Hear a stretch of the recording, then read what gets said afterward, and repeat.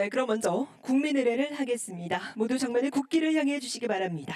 몸이 불편하신 분들께서는 앉아 계신 자리에서 예를 갖춰 주시기 바랍니다. 국기에 대하여 경례.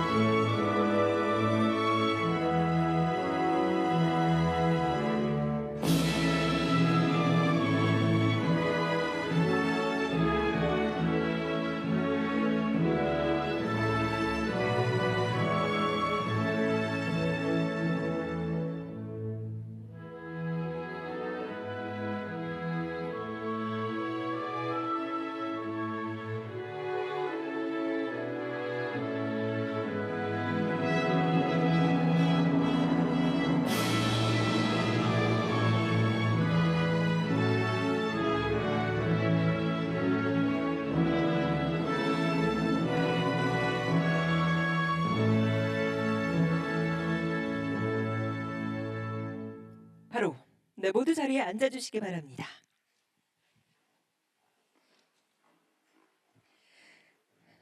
네, 오늘 이 뜻깊은 자리에 함께해 주신 모든 분들 진심으로 환영합니다. 지금부터 상생을 실천하는 기업인과의 대화 본격적으로 시작하겠습니다. 먼저 대통령님께서 모두 말씀을 하시겠습니다. 네, 일선에서 애쓰시는 여러분들 반갑고 또 고맙습니다. 여러분들의 노력 덕분에 대한민국 경제도 어쨌든 우하향에서 살짝 고개를 들고 이제 우상향으로 전환하고 있는 것 같습니다. 다 여러분들의 노력 덕분이고 국민을 대표해서 감사 말씀드립니다. 우리가 지속적 성장을 계속하기 위해서는 사실 경제 체질, 산업 전반의 풍토 이런 데 대한 좀 일반적인 전환이 있어야 될 것 같습니다. 그 중에 저는 가장 중요한 게 상생의 생태계 조성이라고 생각을 합니다. 결국은 쉽게 빨리 가는 길이 있긴 하지만 그게 혼자 가면 결국은 외톨이가 돼서 어렵게 될 거다라는 생각이 듭니다. 보통 이제 우리가 생태계 얘기를 하면 호랑이만 남아서야 결국은 남을 수 있겠냐 그런 얘기죠. 호랑이도 풀밭이 있어야 생존한다 하는 게 자연의 이치라고 합니다. 건강한 토끼 또 너른 풀밭이 있는 생태계가 뒷받침돼야 지속적인 성장 발전도 가능하고 우리 대한민국 경제에 미래가 있다고 생각합니다. 대한민국의 지속적인 성장을 위해서는 기회와 과실을 고루 나누는 모두의 성장으로 대전환해야 되겠습니다. 최근 우리 경제가 수출 호조, 또 코스피 5천 돌파, 경제 성장률 2%대 회복 등 전반적으로 회복세에 들어섰지만 여전히 중소기업, 또 지방, 노동부문, 또 특히 그 중에서 취약한 청년 등에게는 아직 여전히 딴는 세상 이야기일 수도 있습니다.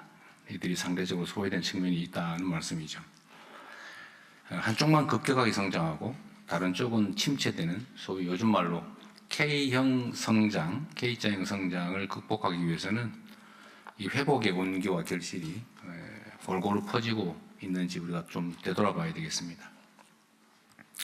한때 과거에는 뭐 속된 말로 하면 몰빵이라고 할까요? 자원과 기회를 특정 부분에 집중해서 편중해서 소위 낙수 효과를 누리는 그런 전략이 매우 유효했던 때가 있었습니다. 실제로 효과가 있었죠. 자원과 기회가 부족한데 이걸 다 흐트리기보다는 한쪽으로 몰아서 집중하고 이제 그로 인한 성과나 결과물의 일부를 함께 나누는 그런 전략이 꽤 유용했습니다. 우리가 산업화 과정에서 상당히 혜택을 봤죠.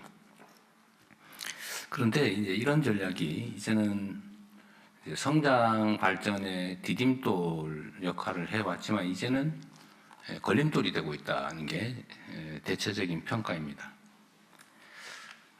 과거에 유행했던 수직 계열화, 또 비용 절감 전략 이런 거는 고부가 지식 첨단 산업이 주축이 되는 현대 경제에는 어울리지 않는다. 과거의 낡은 성공 방정식이 아니냐는 생각이 듭니다. 공정한 순환 생태계를 만들어야 창의와 혁신이 작동하는 지속성장 발전이 가능한 사회로 전환이 가능하겠다는 생각이 듭니다. 그래서 대중소기업 간의 상생 협력은 시혜가 아닌 이건 투자다. 또 어쩌면 더 심하게 얘기하면 생존 전략일 수도 있겠다 그런 생각이 듭니다. 상생 협력의 생태계를 조성하는 것은 실력 있는 파트너를 직접 키워내고 또 팀워크를 형성하는 매우 효율적인 투자라는 생각이 들고 또 더 멀리, 더 오래, 더 높이 날리기 위한 영리한 생존 전략이라는 생각이 듭니다. 이런 얘기가 있다고 해요. 살아남는 자는 홀로 강한 자가 아니라 다 함께 힘을 키워낸 자다. 협력기업과의 상생뿐 아니라 지역 청년, 소상공인, 또 소속 임직원을 포함한 투자들도 장기적으로는 기업의 경쟁력의 원천이 될 수 있다는 생각이 듭니다. 요즘은 ESG 경영이라고 하는 것도 매우 유행할 뿐만 아니라 기업들이 ESG 경영을 하지 않으면 투자를 받기도 어려운 그런 상황이 돼가고 있는 것도 고려할 필요가 있겠습니다. 하나오션 어디 예. 제가 하나오션은 제가 대통령 후보 시절부터 이렇게 몇 가지 인연이 있었는데 그 노동자들에 대한 가압류 문제 이런 것들도 잘 해결해 주셨고 또 최근에는 연간 890원 정도가 들어간다는데 출연을 해서 하청업체 노동자들도 원청 그러니까 원소속 근로자들과 동일하게 성과급을 지급하셨다고 하더라고요. 제가 언론에서 보도로 봤는데 제가 전화로 한번 드릴까 하다 못했어요. 감사드립니다. 대중소기업 임금의 이중구조 개선을 위한 매우 모범적인 사례라는 생각이 듭니다. 제가 가끔씩 기업인들한테 그러니까 잘 되는 쪽이죠. 어려운 쪽은 좀 그런데 잘 되는 쪽 기업 경영인들을 제가 뵈면 혹시 전체 생산 원가 중에 인건비 비중이 얼마나 되느냐 이런 질문을 자주 해봐요. 되게 많으면 20%, 요즘 적게는 한 7, 8% 정도까지 떨어지고 있는데 그 인건비를 아끼는 방식으로 어쩌면 이제 통상적인 수준을 넘어서서 최저임금을 지급해서 막 분쟁을 일으키면서 하는 게 과연 효율적일까 그런 생각이 좀 들었습니다. 물론 이제 거기 다른 요소가 있긴 하더라고요. 그게 꼭 임금 액수 문제가 아니라 이제 고용의 유연성, 경기 순환에 대비할 수 있는 고용 유연성 때문인 것 같기도 하더라고요. 그런 걸 고려하더라도 하여튼 약간의 전략 변경이 필요하지 않냐. 요즘은 이제 소비자, 투자자, 노동자 모두가 중요한 주변 환경이 돼가고 있는 거 아닌가 싶습니다. 하여튼 감사드리고요. 많이 확산되면 좋겠습니다. 우리 정부는 하나오션 사례와 같은 이런 상생 문화를 경제 전반으로 좀 확산시켜 나갔으면 하는 바람을 갖고 있습니다. 오늘은 상생 경제를 선도하시는 여러분들의 노력에 관한 이야기, 또 앞으로 해야 될 일들을 함께 논의하게 될 텐데 그러한 여러분들 노력을 표준으로 삼아서 플랫폼이나 방위산업, 또 금융 등 산업 구석구석에 상생 협력의 문화가 확산될 수 있도록 우리 정부도 든든하게 뒷받침하겠다는 말씀을 드립니다. 그리고 제가 계속 강조하는 것이기도 하고 우리 국민주권정부의 일종의 표 슬로건이기도 한데 함께 행복한 대한민국, 국민이 주인인 나라, 함께 행복한 대한민국 이게 국정 슬로건인데 모두가 함께 희망도 또 미래도 가질 수 있는 그런 정말 아름다운 공동체가 되면 좋겠다는 소망을 가지고 있습니다. 경쟁이 치열하고 또 생존 문제가 절박하다 보면 쉽지 않은 과제이긴 하지만 오히려 그래도 타인을 배려하고 함께 손잡고 살아가는 게 어쩌면 더 멀리 가는, 더 높이 나는 현실적인 방법일 수도 있겠다 그런 생각이 듭니다. 상생협력은 우리 모두가 함께 사는 세상을 만들어가는 핵심 동력이 될 것으로 믿습니다. 상생의 가치를 실현하고 계신 여러분들의 소중한 경험을 함께 나누고 또 산업 전반에 상생의 씨앗을 널리 퍼뜨려서 지속성장이 가능한 함께 사는 대한민국을 만들어가면 좋겠습니다. 여러분들 모두 감사하고 응원합니다. 네, 대통령님 말씀 감사드립니다. 오늘 이 자리가 얼마나 소중한 자리인가 다시 한번 느끼게 되는데요.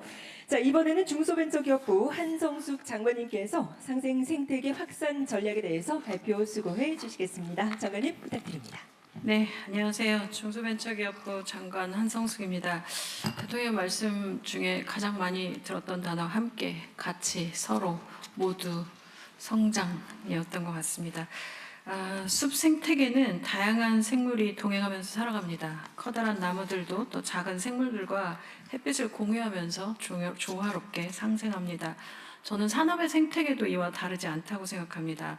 대기업은 산업을 이끌어가는 중심축이고 기술과 경험을 바탕으로 성장을 이루어 왔는데 이후로 산업의 생태계를 만들 때는 혼자서 완성할 수는 없습니다.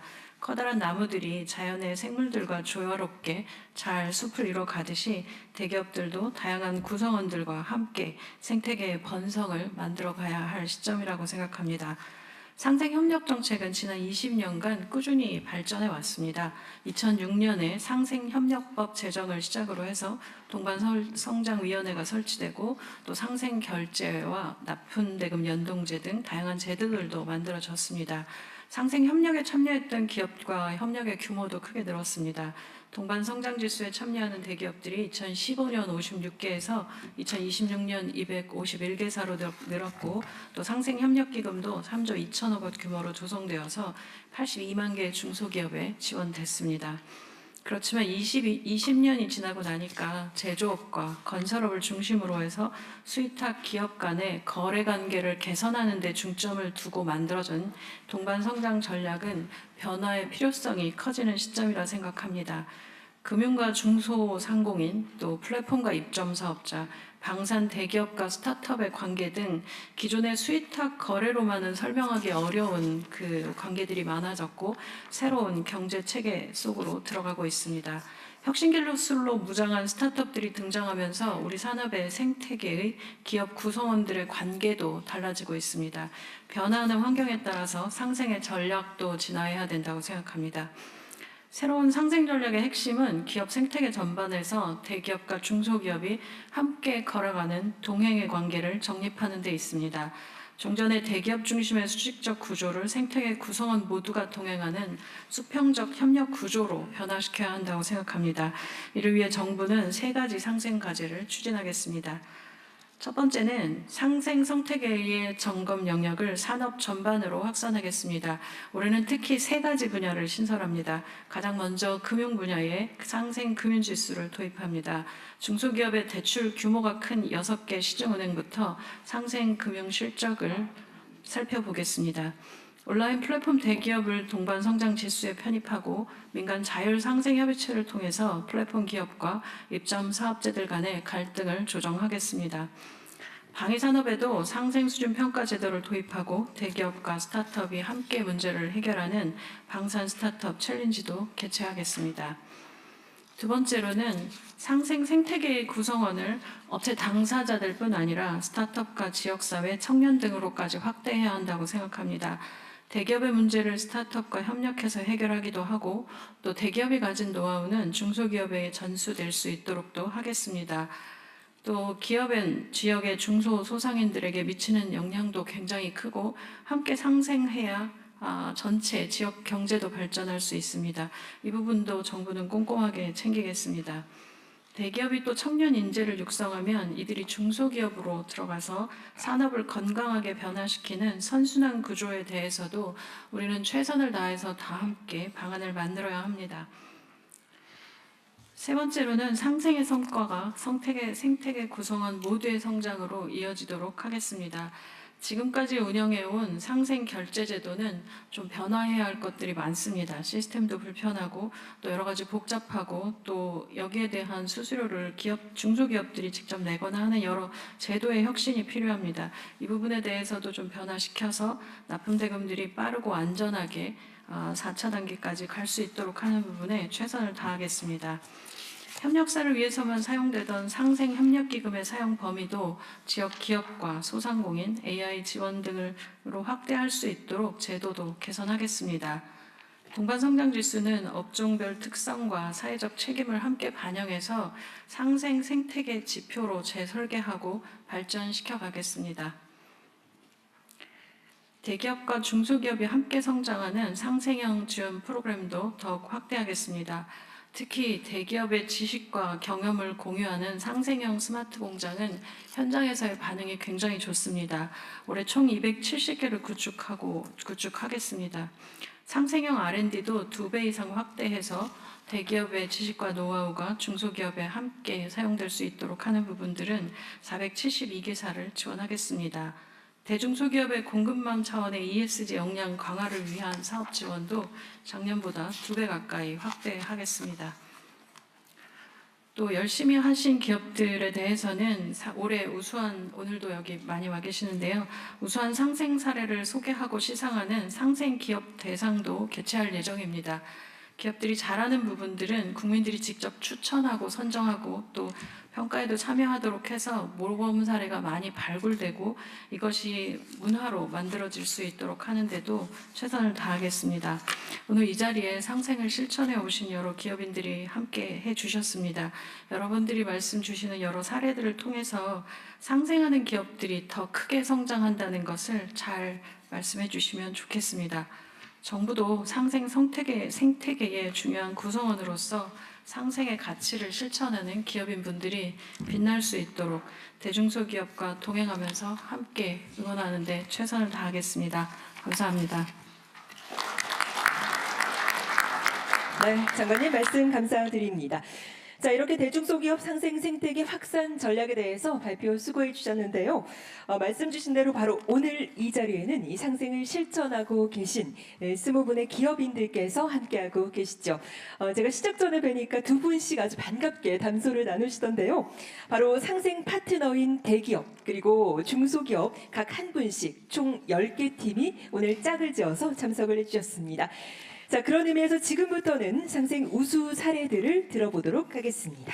상생 협력을 추진하게 된 배경 그리고 상생을 통해서 이룬 성과들까지 팀별로 발표 부탁을 드리겠습니다. 자, 그럼 먼저 하나오션 그리고 선박 부품을 제조하는 대원산업의 상생 사례부터 만나보도록 하죠. 부탁드립니다. 네, 존경하는 이재명 대통령 그리고 주무부처 관계자 여러분, 안녕하십니까? 하나오션 대표이사 김희철입니다. 먼저 대한민국 조선산업에 항상 깊은 관심을 가져주시고 이 자리를 마련해 주신 대통령님께 깊은 감사의 말씀을 올립니다. 많은 분들의 관심과 격려로 저희 하나오션은 오랜 적자에서 벗어나 흑자 전환을 달성했고 마스가로 상징되는 한미 양국의 조선산업 협력은 미국 필리 조선소를 중심으로 하나가 책임진다는 각오로 추진 중에 있으며 또한 잠수함, 군함 수출 시장 개척을 위해 노력하고 있습니다. 이와 같은 회사의 성장에 발맞춰 하나오션은 2025년 성과 달성을 위해 생산 현장에서 노력해 주신 사내 협력사 근로자들께 당사 직원들과 동일한 비율의 성과급을 적용하기로 하고 총 890억 원을 지급하였습니다. 사실 우리 조선 산업을 둘러싼 환경은 녹록지 않습니다. 강력한 원가 경쟁력을 앞세운 중국은 기술 격차마저 무섭게 좁혀오고 있습니다. 한편 조선 산업은 생산 현장의 절반 이상이 협력사 직원들로 구성되어 있어 그분들의 헌신 없이는 고품질의 선박을 제때 안전하게 건조할 수가 없습니다. 이에 저희 하나오션은 원하청은 하나의 공동체라는 인식하에 차별 없는 성과 공유를 통해 숭룡공에 대한 동기를 부여하고 그에 따른 기술력과 안전한 조업 수행이라는 지속 가능한 경쟁력을 확보하고자 했습니다. 당사는 원하청 성과 공유라는 취지에 따라서 협력사 협의회의 요청 사항과 의견을 적극 반영하였고 함께 협력사 근로자를 대상으로 하는 지급 기준을 마련하였습니다. 그 결과 생산 현장에서는 차별받지 않는 일터라는 자부심과 함께 숙련된 인력의 귀환과 정착으로 이어질 것으로 판단하고 있습니다. 또한 당사를 시작으로 조선업계 전반에 긍정적인 상생 문화가 확산되는 기폭제가 되었습니다. 앞으로 하나오션은 단순히 성과급을 동일하게 지급하는 것을 넘어 협력사와 함께 안전하고 건강한 일터를 만들어 최고의 품질과 안전한 사업장 구축으로 국가 사회에 보답하고자 합니다. 정부에서도 원하청 상생기업의 안전하고 안정적인 생산 환경 구축을 위한 적극적인 지원과 제도적 기반 마련에 지속적인 관심을 가져주시기를 부탁드리겠습니다. 감사합니다.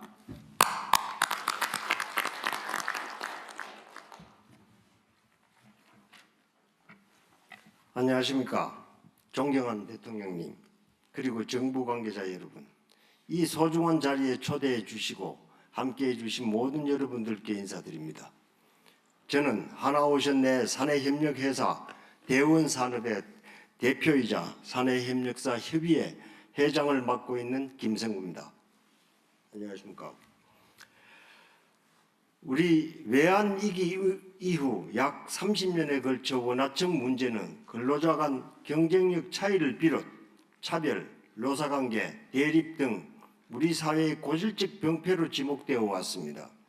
이 같은 근본적인 문제에 대해서는 여지껏 그 누구도 바꿔보려고 시도한 적이 없었기에 앞으로도 당연히 그러할 것으로 생각했습니다. 그런데 작년 12월 원청인 하나오션이 협력사 근로자에 대해서도 정규직 근로자와 동일한 비율의 성과급을 지급하겠다는 입장을 전격 발표함으로써 원하청 구조 개선에 대한 상생 의지를 현실로 바꿔놓았습니다. 하나오션의 입장 보도가 발표된 이후 원하청 상생과 협력에 대한 현장의 기대감은 상당했습니다. 설 연휴를 목전에 두고 각 협력사에서 성과급을 지급한 날 거제시 음식점은 평소와 다르게 많은 사람들로 붐비고 근로자들끼리도 회식 장소를 정하느라 정신이 없을 정도였습니다. 심지어 평소에 열지 않던 가게도 문을 열고 장사를 할 만큼 우리 거제시가 정말 오랜만에 살아 움직이는 느낌이었습니다. 이런 기쁨과 일의 보람을 다시 느끼게 해주신 하나오션의 이 자리를 빌어 다시 한번 진심으로 감사의 말씀을 드립니다. 원하청 구조 개선에 대한 원청 하나오션의 노력은 경영 성과 공유에 그치고 있지는 않습니다. 상생공동근로복지기금을 설립해서 그 기금을 통해 협력사 근로자들도 주택대출 이자 지원, 독감 예방접종비, 건강검진비 등 각종 복지제도 혜택을 볼 수 있도록 지원함으로써 협력사 숙련 근로자 유지 및 장기 근속 유도에 실질적인 도움을 주고 있습니다. 제가 운영하는 대원산업에 한해서만 보더라도 근로자 92명이 이번 경영 성과를 공유함으로 인해 가지고 25년도 약 8억 원의 성과급을 지급할 수 있었습니다. 상생공동근로복지기금을 통해 학자금과 건강검진비 등 필요한 복지 혜택을 지원받고 있습니다. 이에 회사 직원들은 숙련된 기술자들로서 차별받지 않는 일터란 자부심을 가지고 생산성 향상 및 역량 강화에 더욱 매진하고 있으며 타 업종으로서의 이탈이나 이직이 줄고 신규 내국인 채용에 대한 문의도 증가하는 등 긍정적 효과가 현장에서 바로 나타나고 있습니다. 저희 대원산업뿐만 아니라 101개 사내협력사 모두는 지속 가능한 조선업의 발전 및 마스카 성공을 위해 언제든 원청 하나오션과 동반 성장을 할 준비가 되어 있습니다. 조선이 가지고 있는 국가 산업으로서의 중요성을 감안하여 정부에서도 내국인 고용이 유지되고 지역 경쟁에도 활성화될 수 있도록 지원해 주시면 감사하겠습니다. 감사합니다. 네, 말씀 감사히 잘 들었습니다. 지금 계속 쭉 이렇게 끝까지 하면 지겨우니까 뭐 좀 하나 물어봐도 돼요? 네네. 그 대원산업에는 재하청 없어요? 있습니다. 거기는 어떻게 했어요? 이번에 이 재하청의 2차 밴드 정확하게 네, 그 2차 밴드는 지급이 안 됐습니다. 그렇죠. 그러니까 1차 밴드까지만. 네네. 그 사실 재하청이 또 밑에 또 있죠. 그건 없습니다. 그 아직까지. 물량팀이라고 있잖아요. 그 물량팀이 재하도급이. 아 그래요? 예, 예. 그거 단계까지. 예, 예. 거기는 하여튼 고용된 것도 아니고 예예. 따로 사업자 필요한 등록증을 업무 일이 있을 때마다 일감을 떼주는 거죠. 예예. 거기는 혜택을 못 받군요. 네네. 그리고 하나 있어요 하셨나? 그 저기 외국인 노동자 채용을 자제하겠다 뭐 얘기한 게 지금 조선사 전체예요? 예, 아니면- 맞습니다. 아, 예. 조선에서 그런 하청에 그러니까 외국인 노동자 채용 그 최저임금을 고용하는 예, 그렇습니다. 그걸 자제하겠다 지금 그걸 말씀하신 것 같더라고요. 이제 그 대신에 이제 저희 국내 근로자들이 근무하기 싫어하는 분야들이 있습니다. 채용이 안 되다 보면 도장이라든가 이제 이런 부분들은 좀 불가피하게 유지를 할 수밖에 없을 것 같습니다. 왜냐하면은 젊은 사람들이나 이런 분들이 거기에 보수가 좀 더 높아도 안 하려 그래? 예 그게 조금 그 환경이 좀 안 좋은 그러긴 부분들은 하죠. 예좀안 저도 그럴 하려는 때그 있습니다. 도장 작업을 해봤는데 아, 예. 진짜 하기 싫죠. 예. 그러긴 하죠. 예. 잘 조화되면 좋겠고 하여튼 그런 노력들이 조금씩이라도 희망을 만들어주는 것 같아요. 감사드립니다. 네, 고맙습니다. 첫 번째 사례 만나보셨고요. 자, 이번에는 방산 회사죠. 카이 그리고 항공기 부품 제조기업 미래항공의 상생 사례를 듣도록 하겠습니다. 역시 좀 원활한 진행을 위해서 저희 팀별 발표 시간 약 5분 정도 진행이 될 수 있음을 준수를 부탁을 드리겠습니다. 자, 그럼 발표 부탁을 드립니다. 예, 안녕하십니까. 예, 안녕하십니까. 카이 대표로 참석한 차재병 부사장입니다. 카이는 지난 2020년 카이 상생 정책을 선포하고 중기부로부터 방산업체 최초로 자발적 상생 협력 기업, 자상한 기업으로 선정된 이후에 동반 성장을 위한 상생 정책을 지속 확대해서 시행하고 있습니다. 먼저 중소기업의 경영 안정화를 위해서 은행 대출이 어려운 저신용 중소업체들을 대상으로 핀셋 지원을 하고 있습니다. 중소기업의 운영자금 지원을 위해서 2020년부터 200억 규모로 긴급 자금 대출을 지원하고 있고 2025년부터는 투자 여력이 부족한 업체를 대상으로 300억 규모의 재원을 마련해서 장비 투자비를 저리로 지원하고 있습니다. 또한 중소업체의 가장 큰 과제 중의 하나인 고용 안정을 위한 노력도 함께 하고 있습니다. 2016년부터 협력사에 매년 20억의 공동 근로복지기금을 출연하고 있으면서 2019년부터는 핵심 인력의 장기 재직을 유도하기 위해서 목돈 마련 저축을 위한 내일 체험 공제 프로그램도 같이 지원하고 있습니다. 또한 중소기업의 기술 경쟁력 강화를 위한 투자와 지원도 강화하고 있습니다. 2020년부터 자동화 공정 개선 등 생산성 향상과 R&D 지원을 위하여 상생 협력 기금 100억을 출연하였고 올해부터 추가로 매년 20억을 출연할 계획입니다. 중소기업 재직자들의 역량 강화를 위한 교육 프로그램도 운영하고 있는데 올해는 총 41개 과정에서 연간 500명 이상의 그 직원들을 교육할 계획입니다. 기술력에 기반한 강소기업 육성을 위해서 업체 무상으로 로봇 자동화 기술을 이전해 왔고 올해부터는 8개 업체에 로봇을 직접 적용하는 과제를 지원할 계획입니다.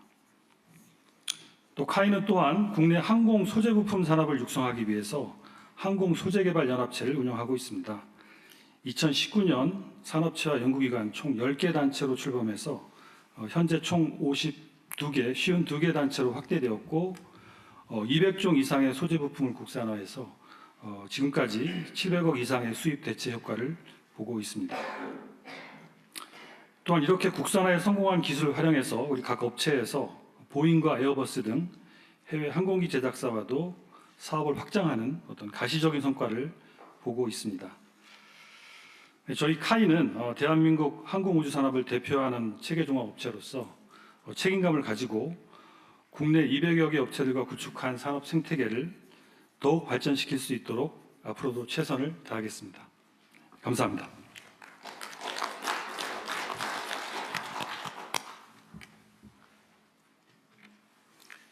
예, 반갑습니다. 카이와 미래항공의 상생협력 사례를 말씀드리겠습니다. 미래항공은 항공기 부품 기계 가공 및 조립을 전문으로 하는 기업으로 카이의 다양한 상생협력 프로그램을 통해 지원을 받고 있습니다. 먼저 2019년부터 공동근로복지기금을 통해 임직원들의 복지 향상을 위한 지원을 받고 있습니다. 명절, 선물이나 학자금, 건강검진, 체육행사 등 다양한 복지 프로그램을 지원받고 있으며 현재까지 연간 155명의 임직원에게 총 6억 6천만 원의 규모의 지원이 이루어졌습니다.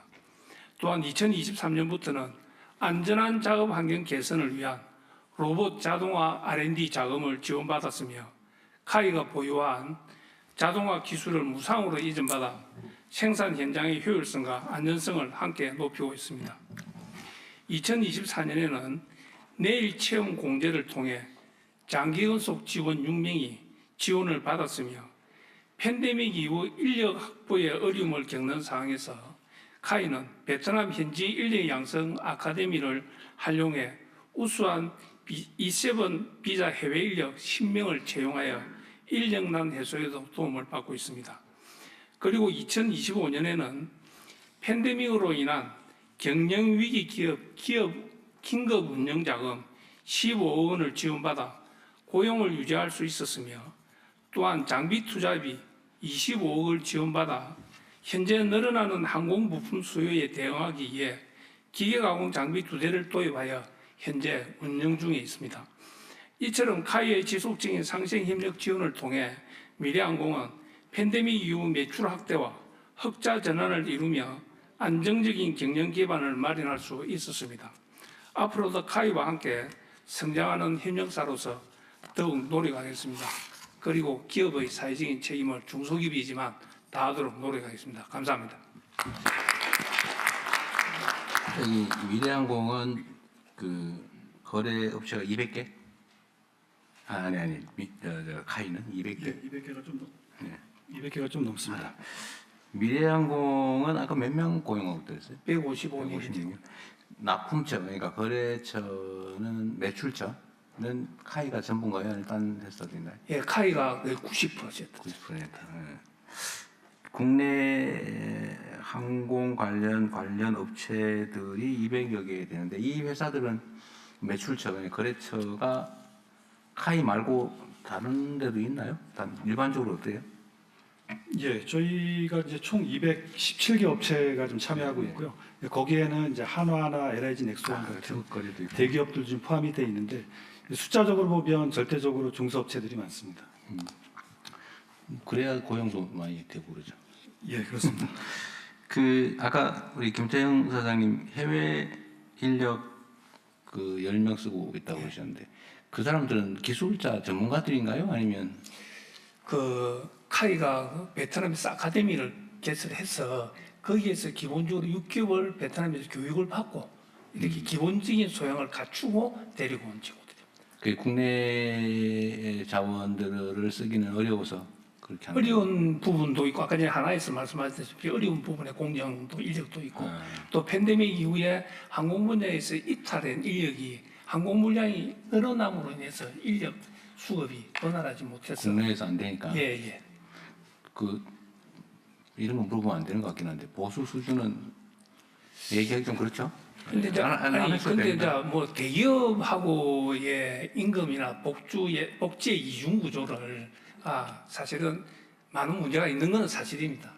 이 부분을 해결을 해야 되는데 원청도 글로벌 경쟁력에서 치열하게 살아남아야 하기 때문에 원청이 그 부분을 다 해결해 주기는 어려운 부분이 있다고 생각합니다. 그래서 원청이 해결하지 못하는 좀 일정한 부분은 정부 정책으로 중소기업 근로자들에 대한 희망의 사다리를 좀 놔주십사 부탁 말씀드리겠습니다. 뭐 나름 이것저것 하고 있긴 한데 뭐 전부 다 하기는 재정 문제가 좀 있긴 하죠. 예.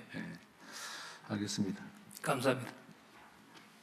네, 진솔한 말씀들 잘 들었습니다. 자, 상생협력 우수 사례들 만나보고 계시고요. 자, 이번에는 삼성전자 그리고 금속제조기업인 홍성산업의 순서입니다. 부탁드립니다. 안녕하십니까. 삼성전자 CR 담당 사장 박승입니다. 먼저 이런 기회를 주셔서 감사드립니다. 그 삼성의 대표 상생 프로그램인 스마트 공장 지원 사업에 대해서 말씀드리겠습니다. 운영 방식은 지원 대상 중소기업이 선정되면 삼성전자의 멘토들이 직접 업체를 방문해서 공장 자동화 시스템을 구축해주고 현장의 혁신 활동을 지원하는 그런 형태입니다. 삼성의 스마트 공장 지원 사업이 2015년 시작됐는데 중소기업들로부터 환영받는 건 세 가지 특징 때문입니다. 먼저 삼성은 이 사업을 위해서 스마트 공장 지원센터라는 이름으로 160여 명의 전담 멘토 조직을 운영하고 있습니다. 멘토들은 삼성의 그 제조, 품질 분야에서 한 20년 이상 일한 경력자들을 대상으로 해서 내부 자포스팅을 통해서 선발하고 있습니다. 지원 대상 중소기업이 정해지면은 일단 멘토 3명에서 한 5명 정도가 2개월 정도 업체에서 상주하면서 MES 같은 자동화와 제조 시스템 혁신을 밀착 지원하고 있습니다. 그래서 사후관리 체제도 AS 체제도 가동하고 있습니다. 쉽게 말해서 과외 선생님이 직접 학생 옆에 붙어서 문제도 같이 풀어주고 진로 지도도 하는 그런 방식입니다. 둘째로는 2015년부터 11년째 운영하다 보니 현장의 필요를 반영해서 지원 대상과 내용이 계속 진화하고 있습니다. 2018년부터는 판로 개척까지 지원하고 있으면서 2023년부터는 인구 감소 지역이라든지 사회적 약자 기업을 우선 지원하는 그런 방식으로 운영하고 있습니다. 마지막으로 스마트 공장 그 지원 대상 기업을 선정할 때 삼성과의 거래 여부는 무관합니다. 선정도 중소기업 중앙회에서 주관해서 맡고 있습니다. 지금까지 지원한 한 3,600여 개의 업체 중에서 삼성전자 협력사는 392개사로 한 12% 정도입니다. 효과를 살펴보면 지난 11년 동안 모두 1,150억 원을 투입해서 3,622개사를 지원을 했습니다. 지원받은 중소기업들의 경우 중소기업 중앙회 그 데이터에 따르면 불량률이 53% 개선됐으며 평균 매출 24%, 고용 26%가 증가했습니다. 중소기업 중앙회에서 매년 그 대상 기업들의 만족도를 조사하고 있습니다. 작년 25년에 93.8%의 만족률을 기록하고 있습니다. 삼성의 그 스마트 공장 지원 사업은 대한민국의 제조 생태계를 튼튼히 하는 목적으로 시작됐습니다. 그러다 보니 코로나 팬데믹 때는 백신 주사기를 개발해서 당시 이 해외 제약사로부터의 백신 확보에도 공을 세우기도 했습니다. 올해부터는 그 AI 시대에 맞춰서 중소기업 맞춤형 제조 AI도 도입할 예정이며 K-푸시라든지 K-뷰티, K-바이오 같은 K-인더스트리 업체들을 우선 지원할 계획입니다. 감사합니다.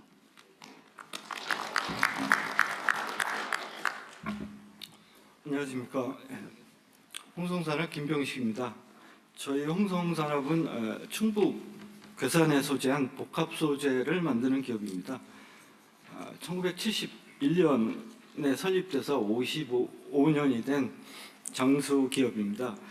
저희는 알루미늄 복합 파넬이라는 어떤 제품을 생산해서 건축, 조선, 철도, 산업재 이런 분야에 이제 납품을 하고 있습니다.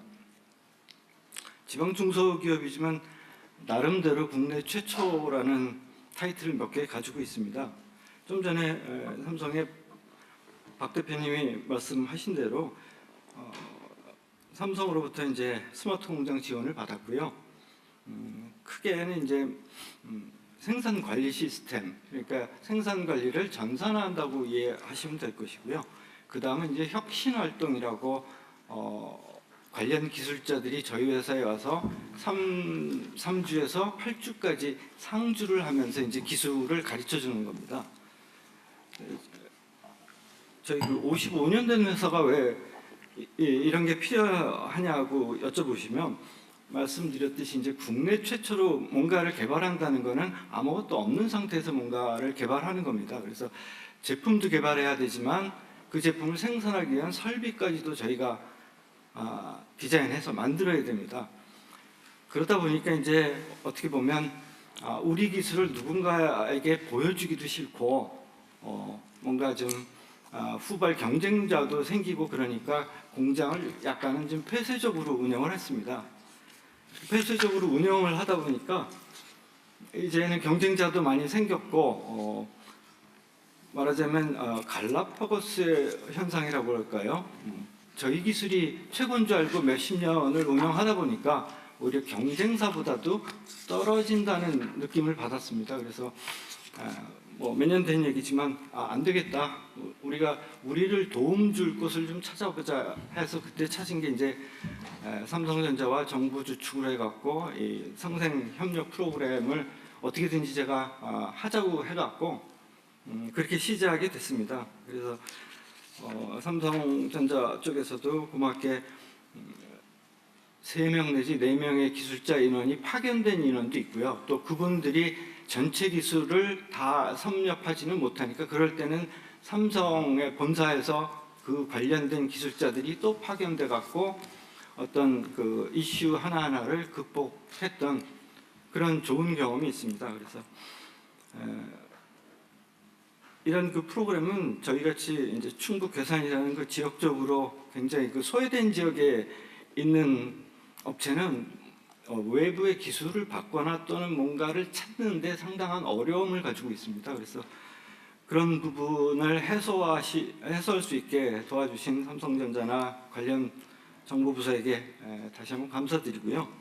어쨌든 이런 기술을 받아서 한 단계 뛰어넘을 수 있는 그런 중소기업이 되도록 노력하겠습니다. 감사합니다.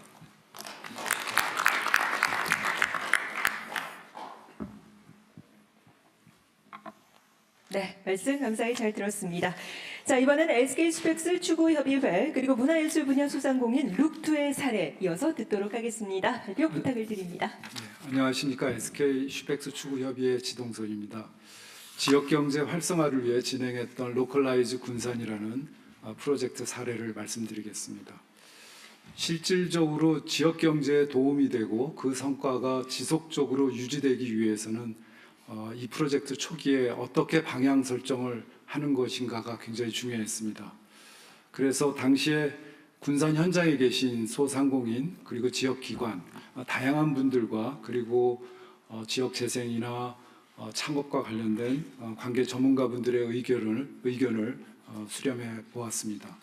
결국 지역 활성화를 직접 추진할 수 있는 사람 또는 창업가를 제대로 키우는 것이 관건이라는 생각을 갖게 되었습니다. 그래서 이런 데 목표를 가져가는 것으로 의견을 모았습니다. 이를 위해서 추진했던 프로젝트 내용을 간단히 말씀드리겠습니다. 2019년에 창업가 육성을 위해서 초기 사업 개발부터 자금 조달, 판로 개척, 회사 운영 방법 이런 것들에 대한 창업 단계별로 맞춤형 창업 교육과 코칭을 진행하였습니다. 아울러 사업이 진행될 때 사업화를 위한 지원금 외에 지역 정착을 지원하기 위해서 공유 오피스를 제공하거나 임시 숙소를 제공하고 또 여러 소상공인과의 시너지 협력을 할 수 있는 커뮤니티 조성 등의 활동을 해왔습니다. 이러한 과정을 통해 19년부터 3년간 26개의 창업팀을 발굴하고 지역에 특화된 다양한 제품, 서비스를 개발하여 모든 팀이 사업을 시작하게 되었습니다. 그 결과 현재까지 이 중 80%가 사업을 유지하고 있고요. 40%가 군산에 정착하여 사업을 운영하고 있습니다. 또한 매년 그 로컬라이즈 페스티벌이라는 홍보 활동을 지원하면서 7년간 누적 180억 원의 매출을 시현하였습니다. 소개드리는 김에 간단히 창업진들을 말씀을 드리면 군산의 그 흰 찹쌀보리, 꿀, 건어물과 같은 지역 특산물을 젊은 친구들이 리브랜딩해서 판매를 촉진하게 하는 역할도 하고요.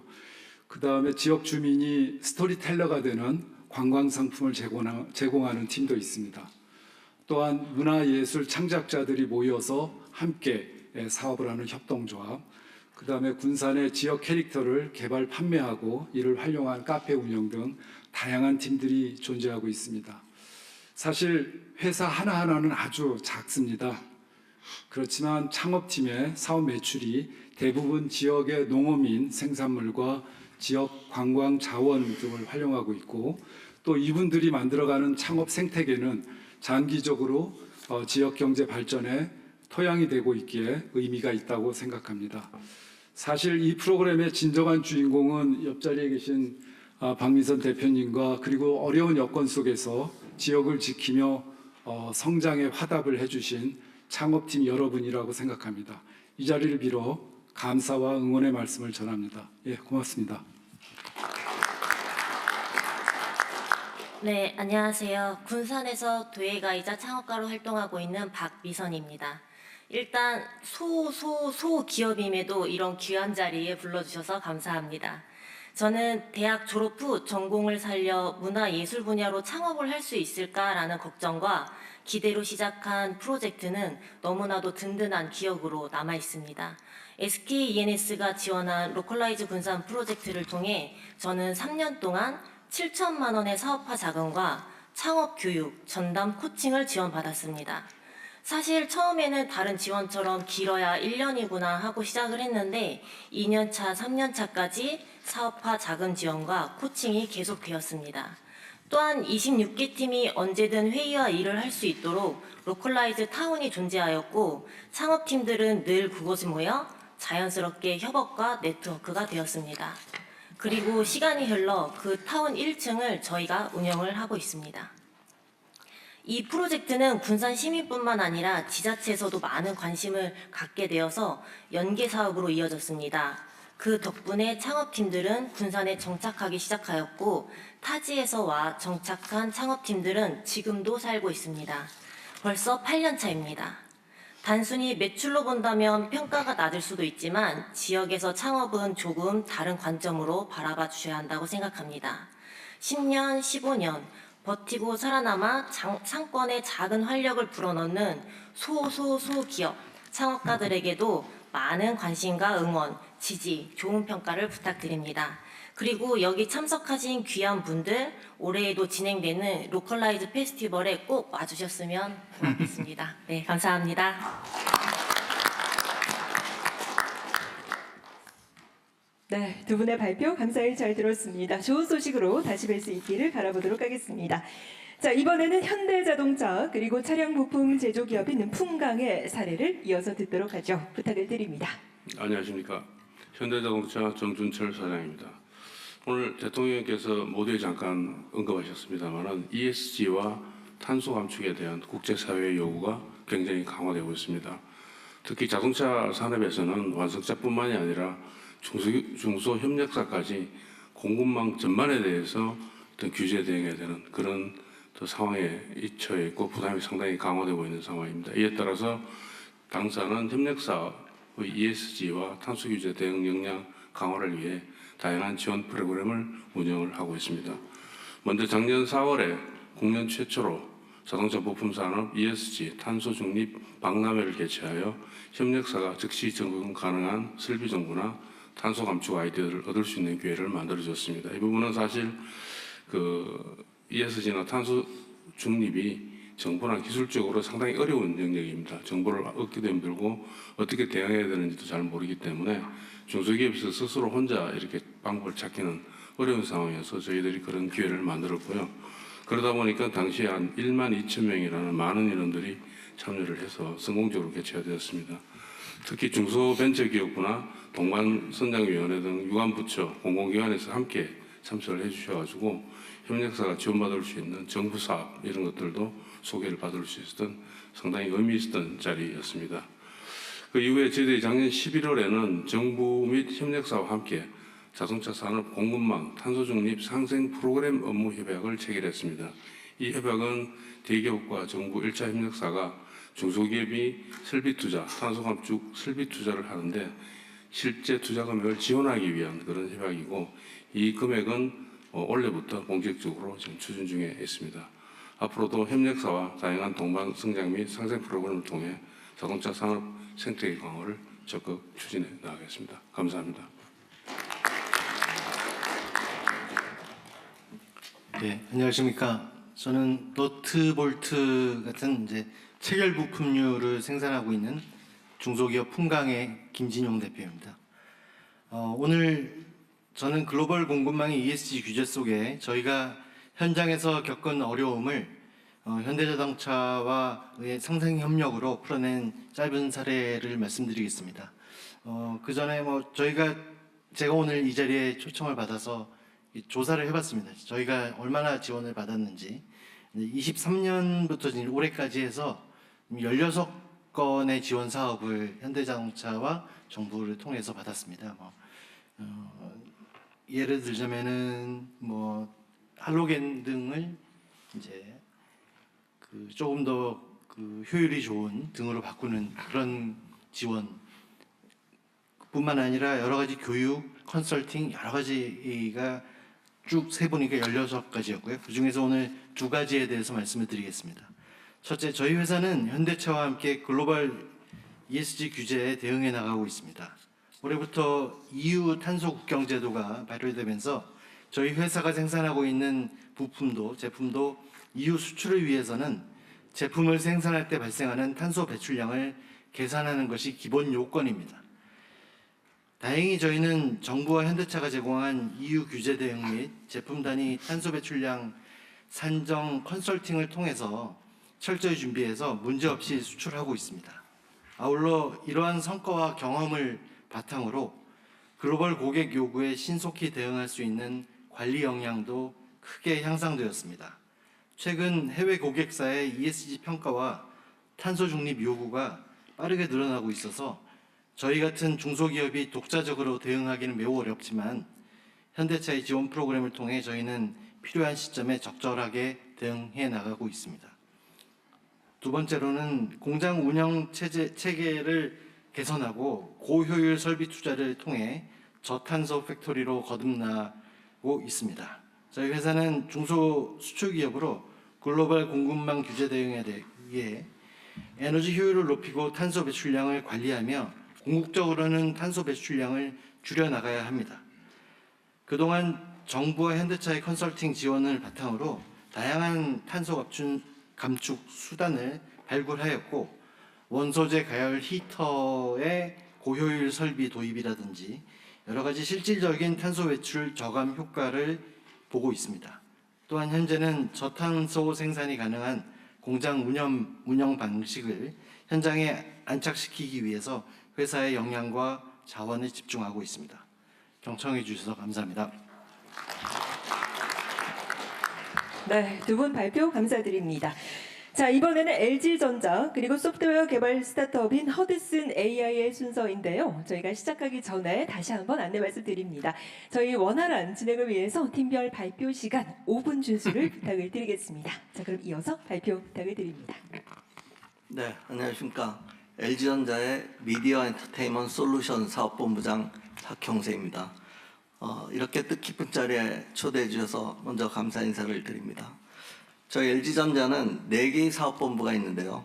저희 사업본부는 글로벌 시장에서 TV, IT 모니터, 상업용 사이니지 등 디스플레이 관련한 디바이스와 플랫폼, 그리고 솔루션 사업을 해오고 있으며 경쟁력을 높이기 위해서 국내 스타트업과의 오픈 이노베이션 협력을 적극 추진하고 있습니다. 감사하게도 정부 부처들과도 뜻이 맞아서 중소벤처기업부와 초격차 중소벤처기업부와 협업을 통한 초격차 AI 챌린지 및 창업도약 패키지 프로그램을 저희가 운영해오고 있고 첫 해인 2024년에는 20개의 스타트업들과 협업을 시작으로 올해는 30개 정도의 규모를 계속 키워오고 있습니다. 중기부와의 두 프로그램을 통해서 지난 2년간 AI, 미디어 콘텐츠, 스마트홈 등 다양한 분야에서 300개 이상의 스타트업의 신청을 받았고요. 그중 45개의 스타트업들과 실제 협업 기회를 구체화하고 검증해보는 프루프 오브 컨셉을 추진하였습니다. 이러한 POC 과정을 통해서 LG전자는 성공적인 사업을 위한 사업화 조언부터 R&D 개발 및 글로벌 네트워크 등을 지원하였습니다. 옆에 계신 허슨 AI와 진행한 K-드라마 AI 더빙 협업은 LG 채널이라는 글로벌 컨텐츠 서비스에서 스타트업의 AI 솔루션을 활용해 음성을 더빙한 컨텐츠를 송출하는 그런 새로운 시도였습니다. 허드슨 AI1의 완성도 높은 AI 더빙 기술을 통해서 사업적인 측면에서 일반적인 더빙 방식 대비 60% 이상의 개발 기간을 단축할 수 있었고, 고객 가치 측면에서는 영어, 스페인어, 프랑스어 3개국 언어로 더빙을 하면서 원본 말투와 연기 스타일을 유지해 위화감이 없는 높은 퀄리티의 컨텐츠를 제공할 수 있었습니다. 이렇게 완성된 컨텐츠에 LG전자 글로벌 네트워크인 해외 법인의 지원을 더해 K-드라마 AI 더빙 컨텐츠를 유럽 주요 국가에 런칭했고, 시청자들의 좋은 반응에 힘입어 현재는 중남미 확대까지 협업하고 있습니다. 또한 허슨 AI 외에도 4개 스타트업들의 AI 기술과 솔루션들이 저희 글로벌 시장에서 LG 제품과 플랫폼에 탑재되어 상용화되고 있습니다. 올해도 중소벤처기업부와 함께 AI 챌린지를 곧 시작할 예정인데, AI 기술을 바탕으로 제조업의 오퍼레이션을 혁신할 수 있는 스타트업까지 확장해서 발굴하고자 합니다. 이번 간담회를 계기로 더 많은 스타트업들과 보다 적극적인 협업을 통해서 함께 성장하고 윈윈할 수 있는 그런 성과를 만들 수 있도록 더욱 노력하겠습니다. 감사합니다.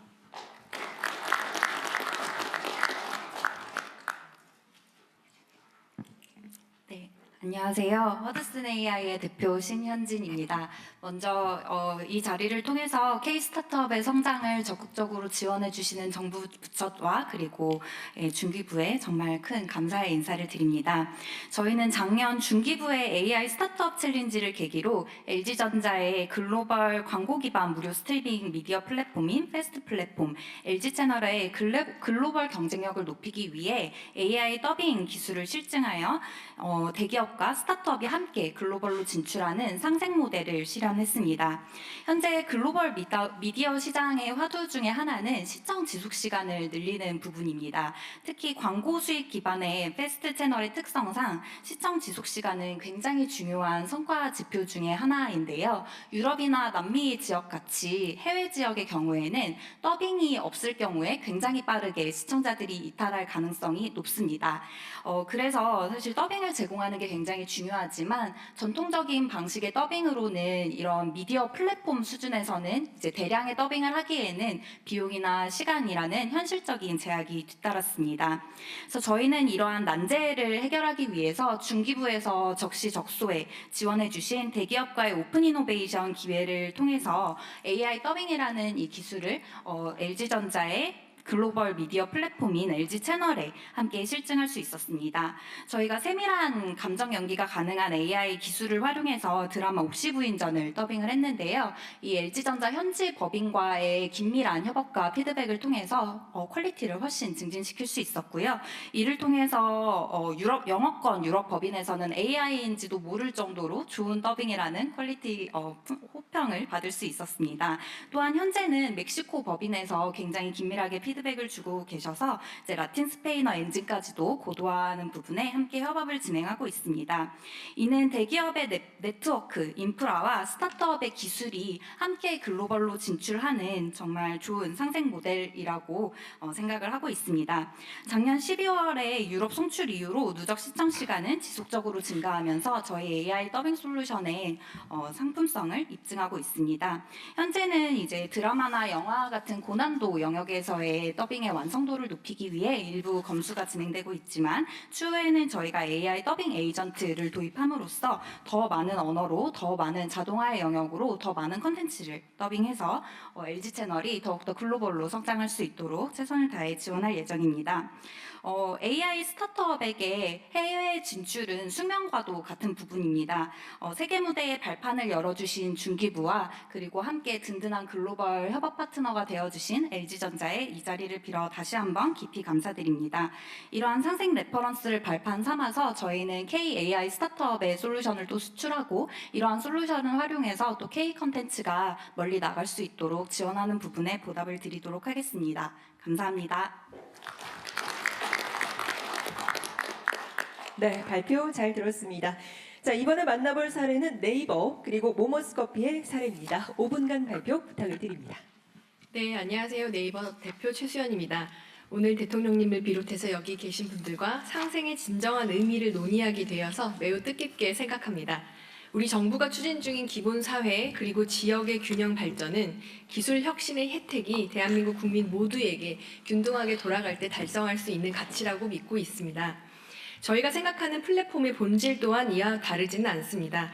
대한민국의 수많은 소상공인과 창작자들이 현실적인 한계를 넘어서 자신의 꿈과 역량을 마음껏 펼칠 수 있는 디지털 기회의 무대를 만드는 것입니다.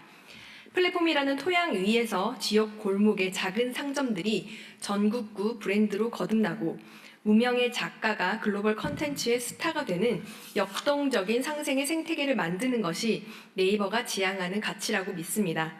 300만 명 이상의 소상공인들이 네이버라는 무대에서 각자의 꿈을 현실로 바꾸고 있습니다. 저희는 단순히 판로를 제공하는 데 그치지 않고 소상공인들의 디지털 자생력을 키우는 실질적인 상생 모델을 제공하고자 노력합니다. 소상공인들이 가장 절실한 것은 원활한 자금 순환인데요.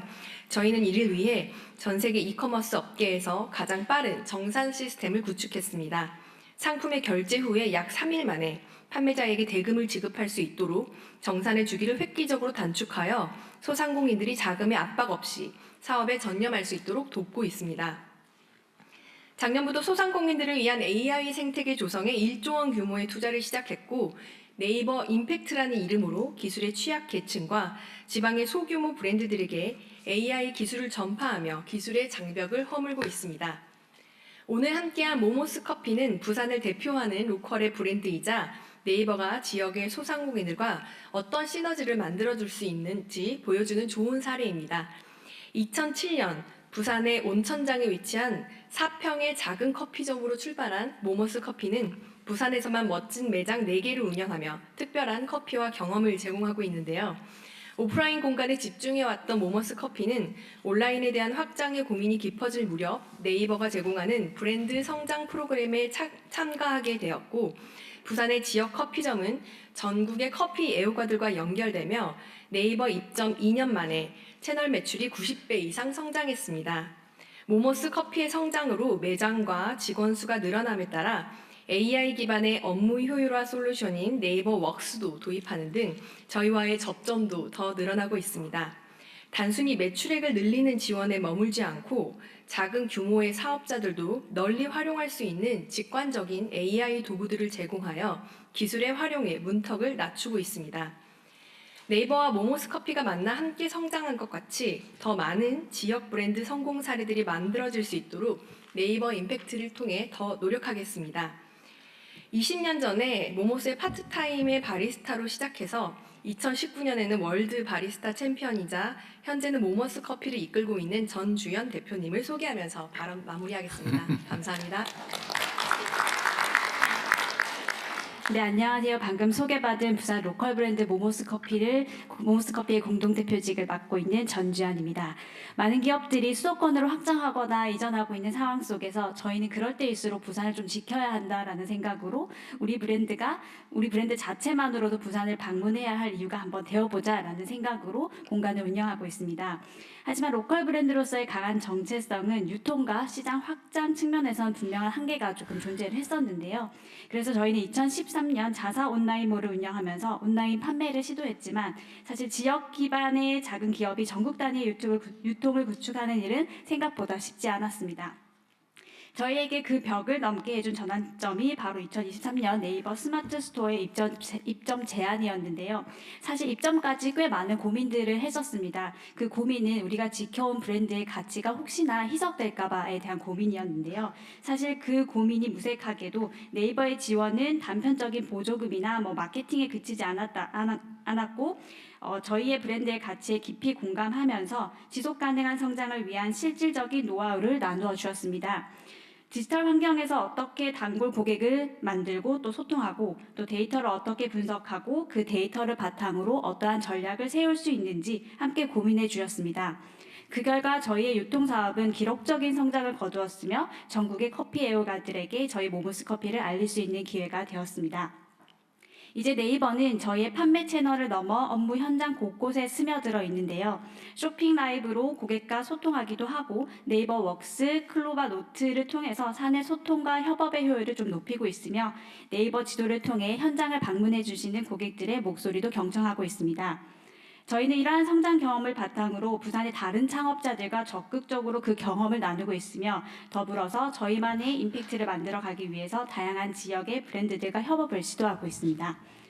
앞으로도 저희는 로컬 브랜드로서 도시를 지키면서 좋은 공간을 만들고 네이버와 함께 온라인에서 더 많은 고객들과 소통하면서 함께 성장하는 하나의 사례를 만들어 가도록 하겠습니다. 감사합니다. 네, 고맙습니다. 우리 한성수 장관님 반갑겠어요? 네, 갑자기 옛날 생각납니다. 그때 했던 노력들이 좀 지금 모모스 커피 보니까 좀 의미가 있구나라는 생각이 들고요. 네. 당시에 스마트 스토어 시작할 때 그때 온라인 사업자 1만 개를 만들겠습니다 했을 때 기자분들이 1만 개는 무슨 1만 개 뭔 소리 하는 거냐라고 했던 기억이 나는데 지금은 어쨌든 사업자 숫자들이 몇십만 개까지 돼서 그래요? 네. 몇 개예요? 네, 스마트 스토어의 경우는 70만 개 정도 되고 있습니다. 네. 그래서 저 숫자가 사실 온라인 스토어에 개설한 거의 총 숫자라고 생각이 됩니다. 그래서 저는 그냥 한번 시작하면 아까 그 말씀 어디서도 주셨는데 3년 동안 지원하고 될 때까지 지원하고 잘 될 때까지 함께 하면 이 10년, 20년 지나면 이렇게 큰 나무가 돼서 다 같이 잘 될 수 있지 않을까라고 생각합니다. 정말 기쁩니다. 저에게도 기회가 있을까요? 네. 저도 퇴임하고 어떻게? 네, 누구나에게 열려 있습니다. 누구한테나. 네. 네, 고맙습니다. 이번 기회로 서로 좀 돈독해지시는 기회가 또 되실 것 같은데요. 자, 이어서 저희는 CJ E&M 그리고 식품 제조기업 영풍의 사례를 만나보도록 하죠. 부탁드립니다. 예, 안녕하십니까. 저는 CJ E&M을 맡고 있는 대표이사 윤상현입니다. 오늘 이렇게 대통령님 모시고 뜻깊은 상생 이야기를 할 수 있게 돼서 너무나 반갑습니다. 저는 오늘 그냥 CJ E&M 단독으로 나왔다기보다는 저희의 K콘과 함께 글로벌 함께 나가고 있는 1,100여 중소기업과 함께 이 자리에 나왔다고 좀 생각을 좀 하고 있습니다. 문화가 곧 경제고 국가의 경쟁력이다라는 대통령님의 믿음, 그러한 믿음을 저희 중소기업들과 가장 일찍부터 좀 저희는 계속 좀 시작을 해왔습니다.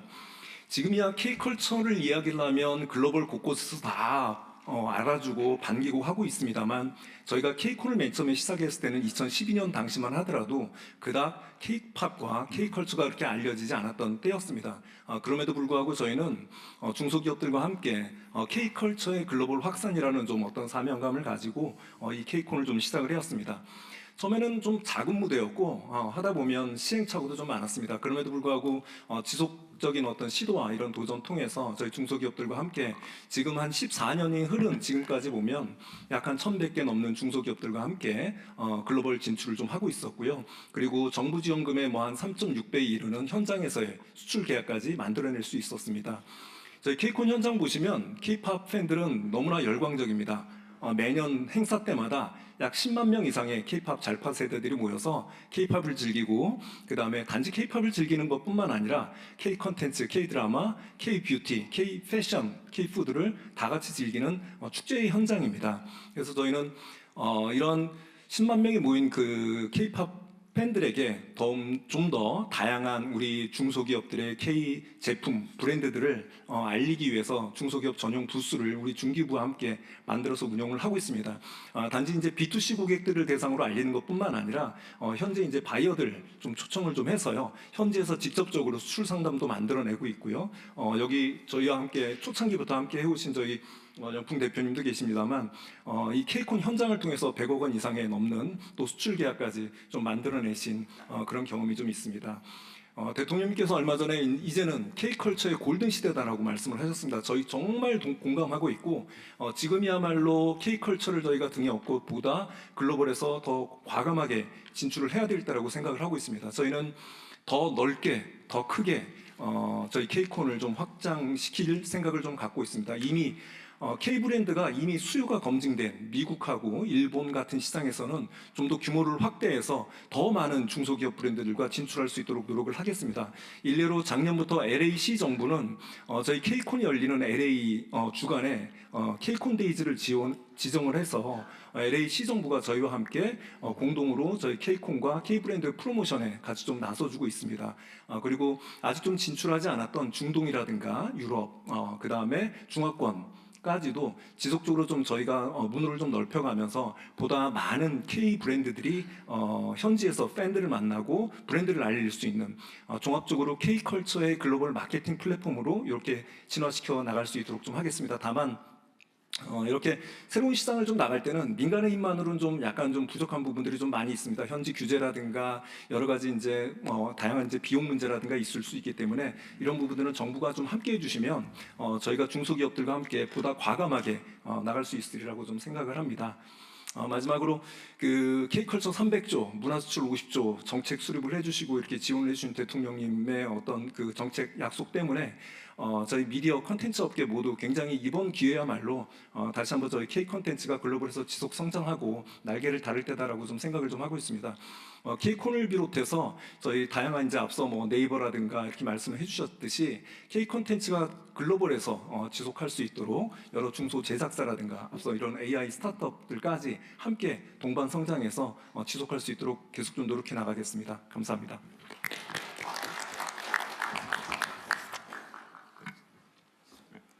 예, 안녕하세요. 저는 영풍이라는 회사를 운영하는 대표이사 조재곤입니다. 조금 전에 CJ ENM에서 우리 K콘이라는 해외에서의 어떤 K컬처 행사에 저희가 동반 참석을 해서 큰 성과를 거둔 기업입니다. 저는 93년에 창업을 해서 지금까지 33년간 식품을 주로 생산해서 해외에 주로 수출을 해오고 있었습니다. 상당히 어려운 과정이었죠. 그래서 저희가 사실 개발한 제품은 상온에서 유통이 되는 떡볶이입니다. 대통령님 혹시 떡볶이 좋아하십니까? 제 아내가 좋아합니다. 기회가 되면 한번 드릴 수 있는 기회가 있으면 좋겠습니다. 그래서 잘 아시겠지만 떡볶이는 냉장 유통이고 유통기한이 사실 좀 짧았습니다. 저희가 오랜 기간에 이런 제품을 상온에서 유통되도록 개발을 했고요. 또 해외 여러 소비자들이 간편하게 먹을 수 있도록 컵에 담아서 유통을 하기 시작했습니다. 이렇게 하다 보니까 이제 저희만의 힘으로는 사실 한계가 도달하죠. 그래서 2020년부터 저희는 이제 K콘에 함께 할 수 있었습니다. 현장에서 여러 이제 공연도 있고 여러 가지 문화를 체험할 수 있는 상생의 공간이었다고 볼 수가 있습니다.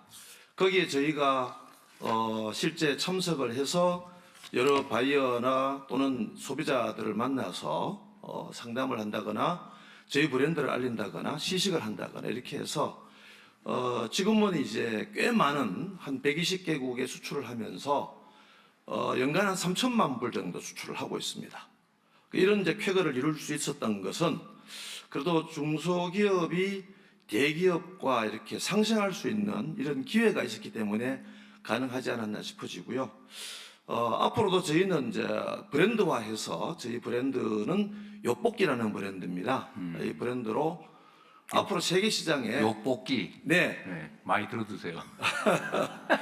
그래서 만약에 이런 이제 좋은 기회가 더 확산되고 저희가 글로벌로 성장할 수 있는 기회가 주어진다면 떡볶이도 분명 글로벌한 상품이 그렇죠. 되고 또 하나의 K컬처에 묻어서 저희가 성장할 수 있는 기업이 될 수 있지 않을까 싶어지고요. 저희가 1억 불 또 나아가서는 10억 불까지 수출할 수 있도록 많은 관심과 또 중소기업과 이런 그 대기업 간의 상생 프로그램을 지속적으로 좀 잘 좀 발전시켜 주시면 감사하겠습니다. 이상입니다. 감사합니다. 그 요볶이라는 떡볶이 그 포장 식품이죠. 네. 거기에 어묵도 들어갑니까? 지금 현재는 어묵이 없는데 어묵이 있는 제품도 있고요. 저는 어묵을 저희가, 주로 먹는 편이라. 보통 이제 어묵을 많이 먹죠. 그런데 저희는 이제 해외인들에게 알리려다 오로지 보니까 떡만. 떡하고 소스가 있습니다. 그러니까 당연히. 치즈 떡볶이 같은 경우에는 굉장히 인기가 있고요. 원래 전통의 이제 빨간색의 된장 떡볶이, 고추장 이제 떡볶이. 한국적인 고추장 떡볶이 있습니다. 있고요. 그 나라에 조금 더 이렇게 입맛에 다가가는 이런 제품도 꽤 많이 이제 개발을 했고요. 예를 들어서 인도에 나가는 지금 홍보 시간입니다. 하세요, 예. 정말 감사합니다. 그래서 앞으로 이제 이런 기회가 된다면은 아마도 우리가 대한민국을 대표하는 정말 전통 음식이 전 세계의 소비자들로부터 그렇죠. 인기리에 판매될 수 있는 그런 기회가 오리라고 봅니다. 감사합니다. 네. 한국적인 게 가장 세계적이죠. 예, 맞습니다. 네, 특성이 있어야 되는데 그죠? 네, 고추장 떡볶이 어묵 넣은 것도 개발을 해서 꼭 그렇게 하겠습니다. 감사합니다. 네. 네, 고맙습니다. 글로벌 시장에서 더 많은 또 경쟁력을 갖출 수 있기를 바라보도록 하겠습니다. 자, 이번에는 신한금융지주회사 그리고 임신출산용품 제조기업 모유사의 사례 발표 순서입니다. 5분간 부탁드립니다. 네, 안녕하십니까. 신한금융의 진옥동입니다. 신한금융이 후원하는 육아휴직 대체인력 지원 사업을 소개해드리겠습니다. 대기업의 육아휴직률이 사용률이 한 60% 정도 된다고 합니다. 그런데 50인 이하의 중소기업의 육아휴직 사용률이 한 29% 정도로 반 정도로 떨어진다고 합니다. 50인 미만의 소기업의 경우에는 인력 사정상 육아휴직을 쓰려면 눈치가 보이고요. 그 다음에 또한 기업 입장에서는 인건비가 중복으로 지급되는 그런 기간들이 있어서 사실은 기업에 재무적으로 부담이 돼서 사실 좀 어렵다고 합니다. 그래서 고용노동부하고 각 지방자치단체에서 육아휴직 직원의 대체 인력을 채용하면 중소기업에 장려 보조금을 지급하는 제도가 있는데요. 거기에 이제 저희가 신한금융그룹도 작년 6월에 대중소농협력기금에 100억 원을 출연해서 같이 힘을 좀 보태고 있습니다. 시행이 한 7개월 정도 됐는데요. 지금 현재 7개월 만에 2,713개 기업에서 약 36억 원 정도가 저희가 출연한 기금에서는 36억 원 정도가 지급되었습니다. 중소기업과 그 직원들에게 조금이나마 도움이 되었으면 하는 바람으로 시작을 하고 있고 이게 마중물 역할을 했으면 하는 바람입니다. 오늘 같이 오신 그 모유사의 김미진 대표님 소개드리고 제 말씀 마치도록 하겠습니다. 예, 안녕하세요. 저는 그 임신, 출산, 육아 큐레이션 브랜드 모유사 대표 김미진입니다. 모유사는 이번 신한금융의 육아휴직 대체인력 지원을 통해 지원받은 2,700개 기업 가운데서요 사례 발표 기업으로 선정되어서 오늘 이 자리에 함께하게 되었습니다. 진심으로 감사드립니다. 모유사는 엄마와 아이의 건강한 일상을 돕는 회사를 만들고자 시작한 기업입니다. 저희는 늘 이런 질문을 해왔는데요.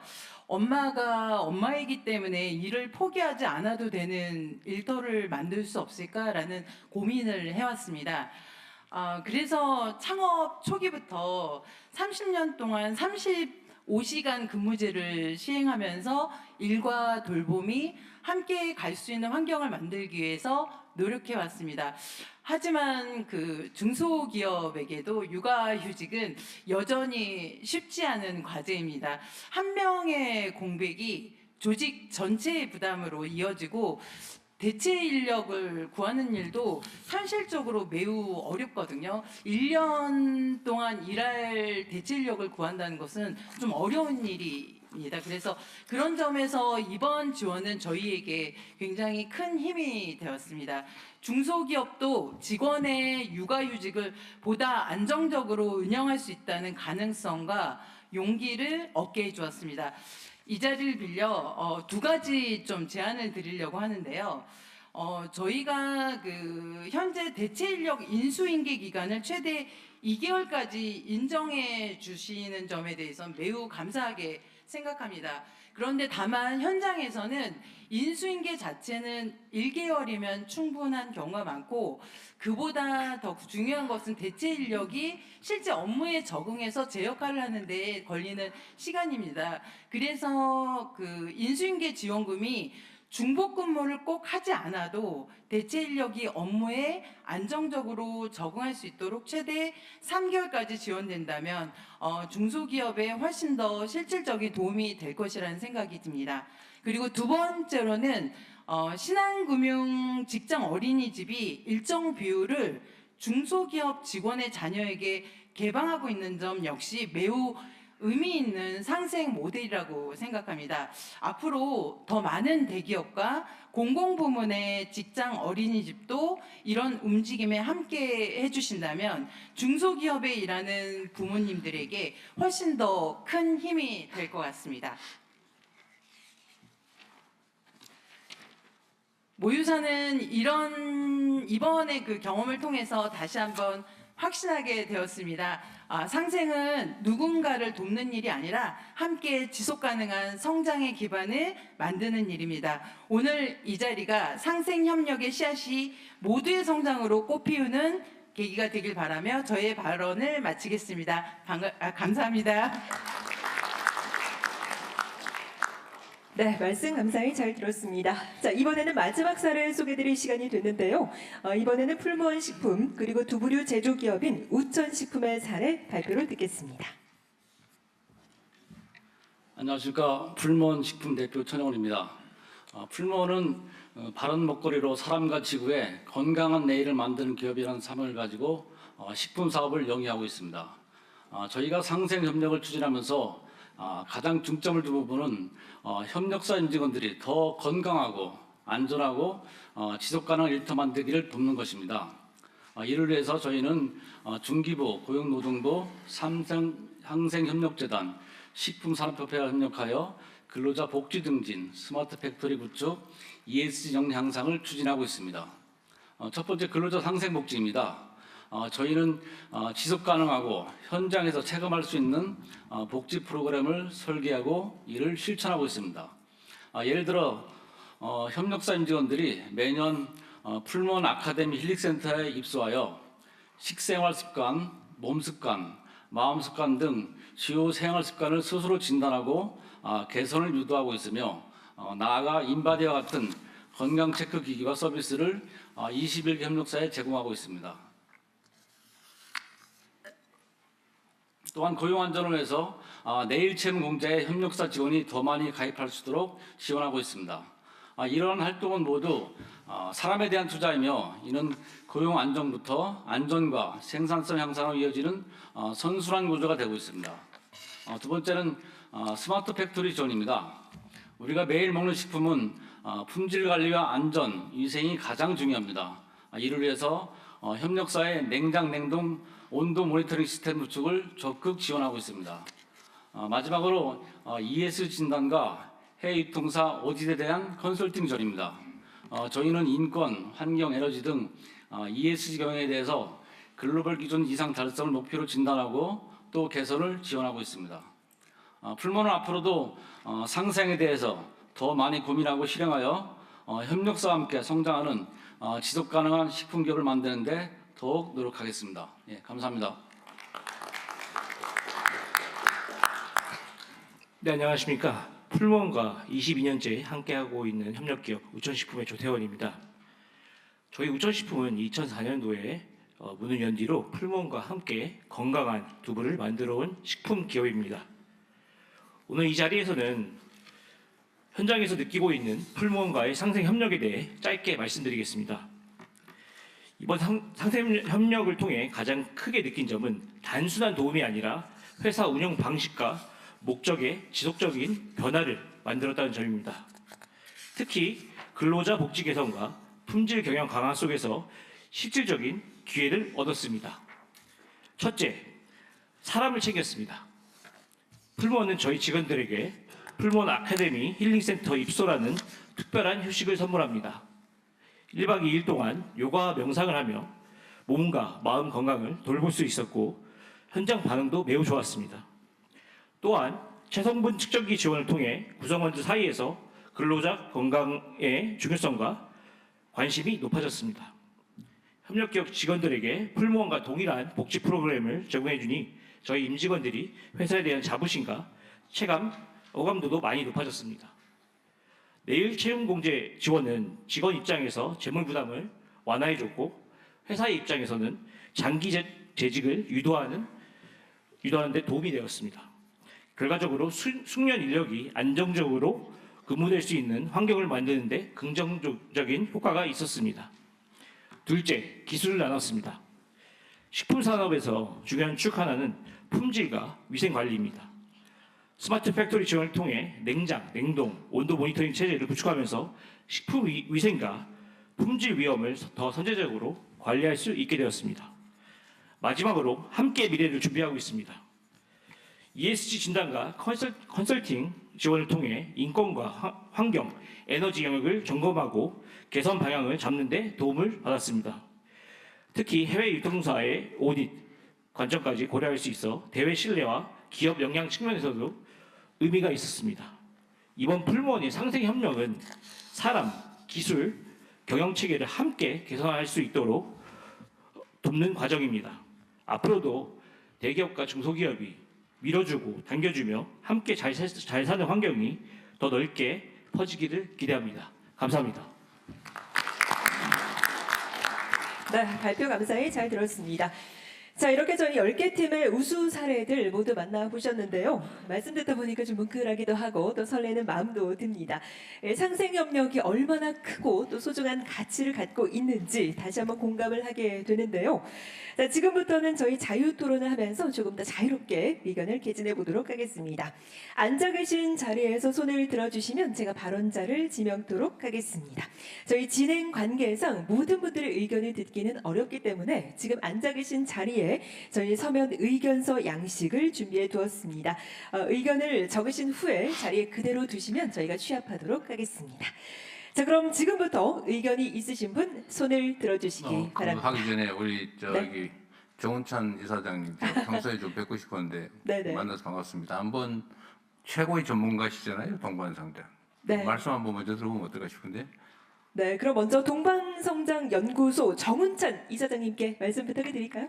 네, 안녕하십니까. 저는 동반성장연구소의 이사장 정운찬입니다. 먼저 오늘 이 대통령님을 처음 뵙습니다. 저 텔레비에서만 왔어요. 영광입니다. 여러분 오늘 만나 뵈어서 대단히 반갑습니다. 저를 초청해 주셔서 대단히 고맙게 생각하고 있습니다.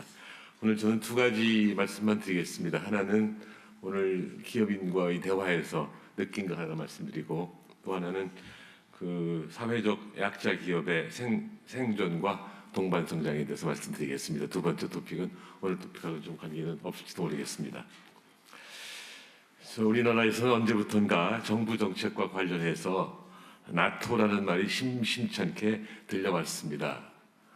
여러분 나토가 뭔지 아시죠? 북대서양 조약기구가 아닙니다. 그래서 나토는 No Action, Talk Only 약자입니다. No Action, Talk Only죠. 즉 행동은 없고 말만 많다는 말입니다. 그러나 이번에는 달랐습니다. 이재명 대통령은 작년 12월 17일 동반 성장을 위한 정책을 적극 추진해서 성장의 토대를 단단히 할 계획이라고 약속하셨습니다. 기억하시죠? 그리고 오늘 그 약속을 지키려고 대중소기업 동반 성장의 문화를 기업 생태계 전반으로 확산시키기 위한 전략을 발표하고 기업 우수 사례를 소개했습니다. 대단히 고맙습니다. 오늘 여러분의 말씀은 현실을 이해하는 데 많은 도움이 되었습니다. 한 예로 한화 오션은 2025년 협력기업인 대원산업 근로자들에게 원청과 같은 비율로 성과급을 지급하기로 하였다고 합니다. 원청 기업의 경영진과 협력 기업의 근로자들 간의 직접 교섭이 적절함에 대해서는 여러 다른 견해도 있지만 이번 한화의 조치가 원하청 기업 근로자 간의 동일 비율 성과급에 그치지 않고 원청 기업과 하청 기업 간의 이익 공유, 협력이익 배분 제도로 발전하기를 간절히 원합니다.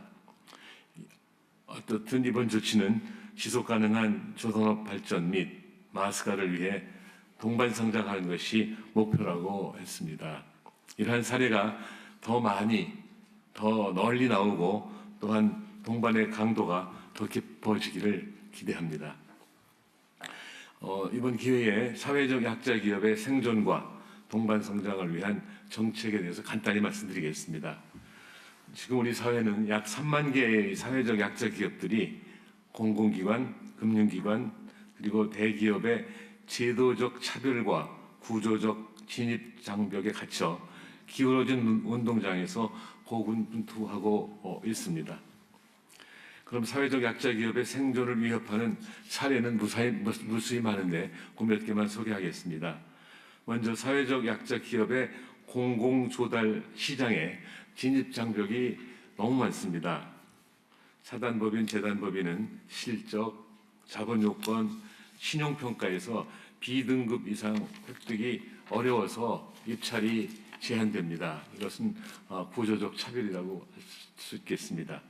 두 번째로는 공공기관 업무 내재화 및 우회 스탁으로 민간 판로가 잠식되고 있습니다. 국세청, 한국전력공사, 건보공단 등은 중소기업자 간 경쟁 제품인 우편 발송 서비스 업무를 자체 운영하거나 자회사에 위탁하고 있습니다. 또 우정사업본부는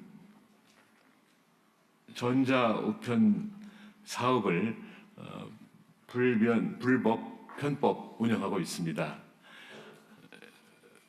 퇴직자 조직이, 다시 말해서 우정사업본부에서 일하던 사람이 만든 조직이 업무협약으로 물량을 수탁한 후에 한국우편사업진흥원 호사에 재위탁하여서 독점을 이루고 있습니다. 진 회장님도 계시지만 금융권과 대기업의 외면도 있습니다. 금융권 대기업은 장애인 고용 의무 대신 과태료로 대체하거나 구매 의무를 형식적으로 이행하고 있는 것이 현실입니다. 그래서 요청사항이 많지만 한두 가지만 말씀드리겠습니다. 쭉 하시죠, 계속. 네. 이게 필요한 거예요. 하나는 제가 요청서 써왔으니까 이따 네. 여러분께 드리겠습니다. 첫째는 공공조달 시스템 개편 및 관련 법령을 개선해서 공공발주 물량의 한 50%는 일반 중소기업에 맡기되 50%는 사회적 약자 기업에 배정하는 쿼터제를 좀 도입하면 어떨까 생각하는 것이 첫 번째 부탁의 말씀이고, 두 번째는 우선 구매 제도의 실효성을 강화해서 사회적 책임을 법제화했으면 좋겠습니다.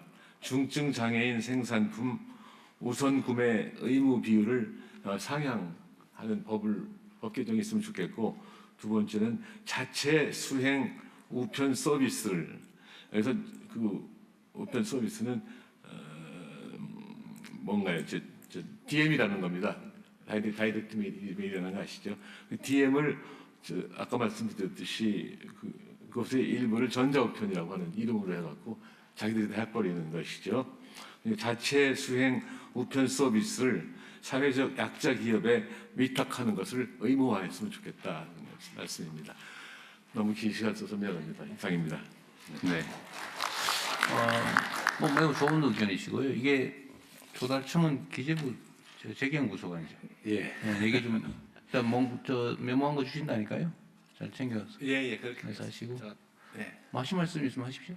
예, 우선 좀 말씀드리면은 이제 중소기업의 50% 그다음에 또 우선 기업의 50%한 100%가 다 가버리고 그래서 이게 시장이 100%를 특정 계층한테 이게 줬을 때 좀 우려가 있기 때문에 일단 우선 중소기업은 현재도 50%입니다. 나머지 50%는 이제 우선 기업에게는 지금 5%, 1 내지 5% 이렇게 해가 좀 경쟁을 촉진하는데 1 내지 5%를 좀 늘려나가는 검토해 보겠습니다만 그걸 네. 50% 늘리기는 아니, 잠깐만. 오늘 뭐 거기서 답을 할 필요는 없고요. 네. 저는 제안이 있는데 네. 검토해서 타당성 있는 건 하고 그렇게 추가적인 의견도 좀 여쭤보고 네. 나중에 우리 이사장님은 우리 되게 중요한 정책 과제이기 때문에 그것도 좀 더 많은 부분들도 있을 텐데 그 부분도 좀 조언도 해주시고 많이 도와주시기 바랍니다. 예, 뭐 혁신해야 될 부분이 한두 개가 아니어서요. 중소기업부에서 좀 필요할 것 같아요. 그리고 저기 지난번 사실 지금 말씀 주셨던 공공기관 그 우편 발송 관련 부분은 지난번 저희 업무 보고 때 대통령님이 말씀 주셔서 내용 파악해 봤고요. 이게 중기관 경쟁 관련된 부분에 위반이 있는 부분들이 많습니다. 그래서 그 관련된 부분들 행정조치 관련 처리들이 지금 내용들 하고 있고 세부 사항들은 다시 한번 또 설명드리겠습니다. 저는 이미 사실 누구한테 얘기를 들어가지고 지시해 놓은 거예요. 네네. 네. 알겠습니다. 그 외에도 사실은 중소기업 발전이나 아니면 상생 발전을 위한 정책들은 전문가시니까 좀 많이 부탁을 드리도록 하십시오. 그리고 우리 국방장관도 요새 이거 관련된 거 많잖아요. 우리 R&D도 많고 스타트업 군사 분야 스타트업 그렇습니다. 예, 저희들은 특히 군사 분야가 협력해야 될 부분이 하나 보이던데. 네. 그래서 아마 오늘 그 스위스에서 발표한 거 어제 보니까 우리가 작년도에 한해서 작년도에 이 방산 수출이 4위로 올라왔습니다. 4위로. 예전에 9위였는데 우리 정부의 목표가 이제 앞으로 임기 내 4위인데 아마 이것이 중소기업 상생이 계속 이어져 되고 협력이 이어져 된다면은 굳건하게 중국을 제끼고 사이로 우뚝 솟을 것 같습니다. 아주 뭐 고무적인 현장을 할 수 있겠습니다. 네. 또 혹시 추가로 하실 분 몇 분 하시고? 네, 혹시 손을 들어주시면 저희가 말씀을 먼저 드리도록 하겠습니다. 네, 지금 손을 들어주셨는데요. 먼저 발제를 하도록 하겠습니다. 네, 김태형 대표님. 네, 간략하게 부탁을 드릴게요. 예, 그 업체 대기업이나 중소기업 할 것 없이 쭉 발표하는 내용 중에 보면은 중소기업 근로자 한 사람 한 사람의 경쟁력이 곧 국가 경쟁력이라고 저는 생각을 합니다. 그래서 중소기업에서 장기 근속을 할 수 있는 뭔가 희망의 사다리가 필요하다. 여기 보면 아직 풀문원에서도 내일 채용 공제라는 걸 정책을 이야기하셨고 카이에서도 내일 채용 공제라는 정책을 이야기하셨는데 중소기업에도 장기간 근속을 하면은 뭔가 10년, 20년 후에 뭔가 희망이 있는 사다리를 갖다가 좀 놔주시면 좋겠다. 그게 제가 생각할 때는 내일 채용 공제라는 이런 게 중소벤처기업부도 그런 정책들이 많이 있는 걸로 알고 있어요. 노동부에도 있고 이런 거를 좀 통합을 해서 뭔가 조금씩 해주는 것보다는 정말 장기 근속자에게 장기 근속을 하면은 뭔가 10년 후에 20년 후에 뭔가 확실한 희망이 있는 그 희망의 사다리를 좀 놔주는 정책이 있었으면 좋겠다는 생각을 하고 건의를 드립니다. 감사합니다. 네. 네. 자, 먼저 손을 들어주셨으니까요. 이은경 희망제작소 소장님이시죠? 네, 안녕하십니까. 이은경 희망제작소 소장입니다. 저는 대통령님이 모두에서 말씀하신 것처럼 지방과 청년의 문제, 그리고 상생 정책은 시혜가 아닌 투자라는 관점에서 사업을 하나 제안드리고자 합니다. 제가 제안드리고자 하는 사업은 사회적 가치 투자 대회라는 사업입니다. 여기에 모이는 청년들은 지역에서 새로운 아이디어와 방식으로 지역 문제와 충족되지 못하는 경제사회 서비스를 해결하고자 하는 청년들입니다. 그러한 도전을 자신들의 업으로 비즈니스로 풀어나가고 있는데요. 저희 희망제작소는 이들을 소셜 디자이너라고 호명하면서 이들이 지역에서 고립되지 않고 외롭지 않도록 응원하는 무대를 카카오, 국민은행 등의 기업들과 협력해서 진행해 왔습니다.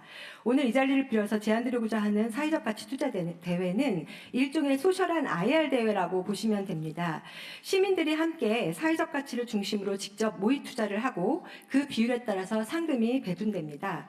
지난해 12월 5일 200여 명의 시민투자단과 15명의 소셜 디자이너들이 만나서 사회적 가치 투자에 감동적인 경험을 함께 했습니다.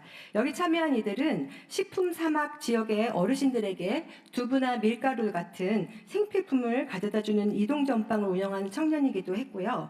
지역의 어르신들과 함께 제품을 개발하고 그분들을 전문가로 교육하는 일자리를 만드는 청년들이기도 했습니다. 이처럼 지역사회에서 꼭 필요한 서비스와 문제 해결을 자신들의 일과 업으로 도전하고 있지만 이들이 설 자리는 매우 한정돼 있습니다. 그래서 사회적 가치 투자 대회가 대기업, 중소기업 상생 사업을 통해서 확장된다면 지역에서 분투하고 있는 청년들에게 더 큰 기회와 자원이 돼서 더 큰 도전과 실험을 만들고 더 나은 지역사회로 연결되는 지속적인 사회가치 창출과 지역 문제 해결의 장으로 자리매김될 것입니다.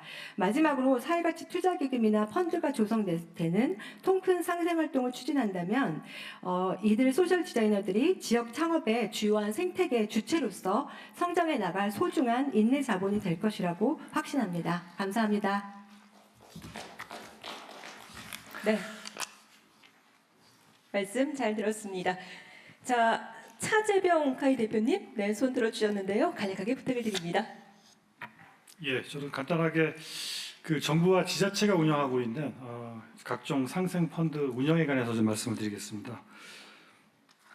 현재 사례를 보면 각종 정부 펀드가 조성이 되어 있는데 이 금융기관의 엄격한 담보와 신용평가 기준으로 인해서 지원이 절실한 저신용 중소기업은 본 지원 정책에서 배제가 되는 경우가 많습니다.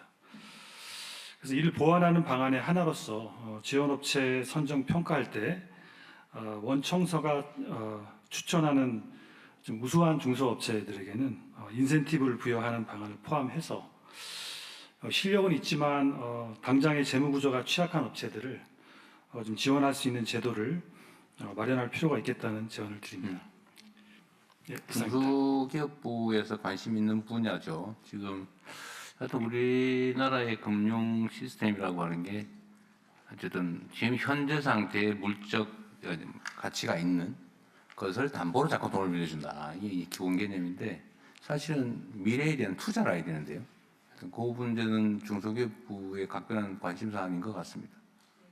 지금 소상공인 같은 경우들도 지금 금융이랑 같이 그 이제 네이버나 이런 플랫폼사들이 갖고 있는 데이터를 활용을 하면 담보가 없더라도 온라인에서의 그 실적이나 이런 거 가지고 할 수 있듯이 지금 말씀 주신 부분들도 저는 의미 있는 말씀이라고 생각됩니다. 원청사가 좀 해주시면 예, 이런 부분들. 한계 기업들이 그 연명하기 위한 대출은 사실은 좀 자제돼야 되고 전망이 있는데 예를 들면 자금력 부족으로 성장 발전 못하는 부분들은 사실은 신용 대출이 가능하게 해야 되는데 과연 그 근거가 뭐냐? 이 결국은 나중에 그 사고가 났을 때 너 왜 담보 없이 돈 빌려줬어? 뭐 이렇게 아주 문책당할까 봐 안 해버리는 경향들이 있잖아요. 그걸 어떻게 좀 보강할 거냐가 문제 같습니다. 근데 중소기업부 할 일 진짜 많아요. 네. 자, 저희가 약속된 시간이 지나서 한 분을 마지막 발언으로 하도록 하겠습니다. 자, 역시 마이크를 켜고 말씀을 한 말씀 부탁을 드리겠습니다. 네. 오늘 또 장시간에 이렇게 여러 가지 성공 사례라든지 또 중소기업의 애로사항을 경청해 주시는 이런 자리가 너무나 고맙고 앞으로도 힘을 내겠습니다.